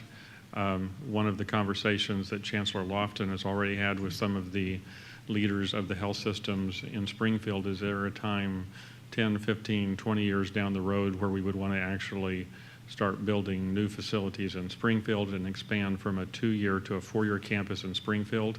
If you look throughout the country where you see branch campuses established, that is a common model. After a decade and a half or 2 decades, you actually take a 2-year campus and convert to a 4-year. So if I had a crystal ball, I would guess if we were going to expand further and going to need to build additional educational facilities, we might very well look to build those in Springfield and actually put some of the students there for the entire 4 years. But again, I would view that as a decade or more down the road. We've been talking about the need for more doctors in Missouri, particularly in rural areas, since I've been on the board, the last 5 years at least. And I know we in Missouri disagree about a lot of things, but I don't think the need for more doctors is one of them. Right. So I'm very much in favor of this. I'm glad we're doing this now. Any other questions of Tom or representatives from the medical school? Any further discussion among the board? If not, is there a motion, please, from the Finance Committee to recommend to the board that the Patient-Centered Care Learning Center for the School of Medicine expansion project for the University of Missouri-Columbia be approved? So moved. I second. Call the roll for committee men. Curator Covington? Yes. Curator Cupps? Yes. Curator Good? Aye. Curator Phillips? Yes. Curator Stewart? Aye. Okay. All committee votes in favor? Thank you, and Mr. Chair, the Finance Committee recommends, and I move that the full board approve this motion. Do you have a second? Second. Cindy? Curator Bradley? Yes. Curator Covington? Yes. Curator Cupps? Yes. Curator Downing? Yes. Curator Good? Aye. Curator Henriksen? Yes. Curator Phillips? Yes. Curator Stewart? Aye. Okay. You have all votes in favor. Thank you. Tom, moving on to the project approval for new residential housing at Missouri S&T. Missouri University of Science and Technology requests project approval for a new residential housing project. The total project budget is $30 million, funded by debt financing. And again, just to pause, this too was a project that was factored into the debt capacity analysis that was presented to the board in April. S&T has experienced significant enrollment growth over the past decade, which you're all aware. As a result, demand on housing has increased proportionately. In 2013, the university hired a consultant to conduct a financial and market analysis for student housing needs. The analysis factored in the need also to replace the quad residential buildings that were constructed in the 1950s and 60s. The campus currently has a total capacity of 2,149 beds. The quad residential buildings provide 420 of those. The study found that by demolishing the quad residential buildings, which does need to be done, the remaining bed count of 1,729 would fall 557 beds short of the demand based on 1% enrollment growth. The project that's proposed will provide new apartment-style housing with 450 beds, allowing residential life to address this demand. It's anticipated that leased or purchased properties will provide for the additional shortfall once the quad dorms come offline. Final construction will include a mixture of bed arrangements to allow flexibility to meet student needs and preferences. Construction estimate for this project is $180 per foot. This compares with similar facilities and construction types, similar construction types in our region. Project scheduled for completion in August 2016. Project will be delivered as a design-build project with the design-build team being selected through a competition process that will be finalized in September of this year. And there are campus representatives as well if you have any specific questions. Mr. Cups has moved. Is there, within the committee, Wearing me down, is there any, you're worn down? Should we call 911, Don? It's been moved and seconded. Is there any discussion within the committee with respect to Second. the motion? Second. Okay, thank you. Well, Cindy, will you call the roll, please? Curator Covington? Yes? Curator Cups? Yes. Curator Good? Aye. Curator Phillips? Yes. Curator Stewart? Aye. Okay. All committee votes in favor? Mr. Chairman, the Finance Committee recommends to the board as a whole that the new residential housing project for the Missouri University of Science and Technology be approved. Second? Second.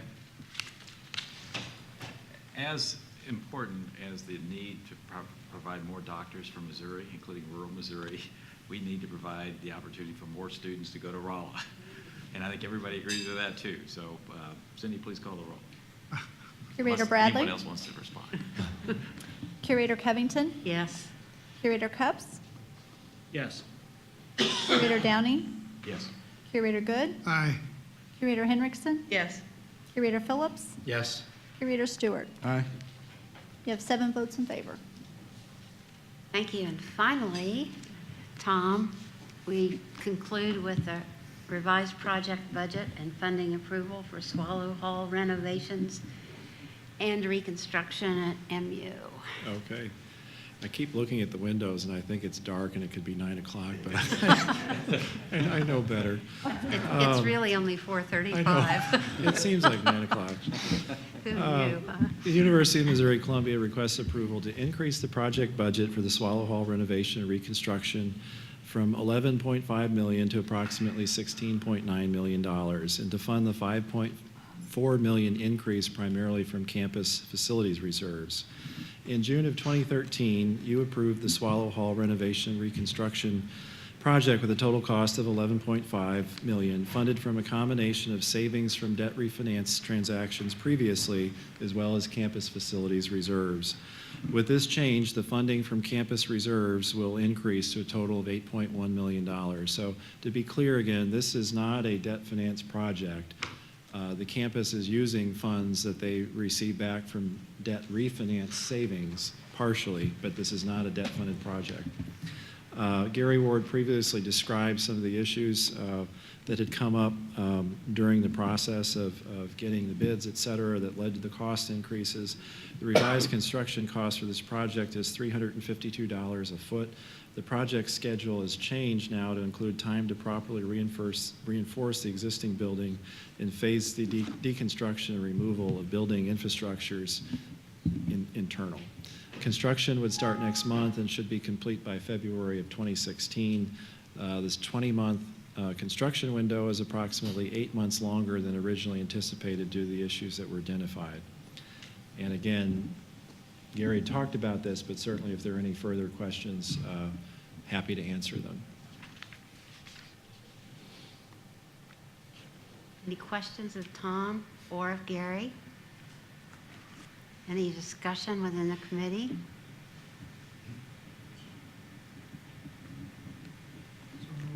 See. Second. All right. It's been moved and seconded within the committee that the previously approved project budget for Swallow Hall renovation and reconstruction be increased from $11,500,000 to $16,994,800.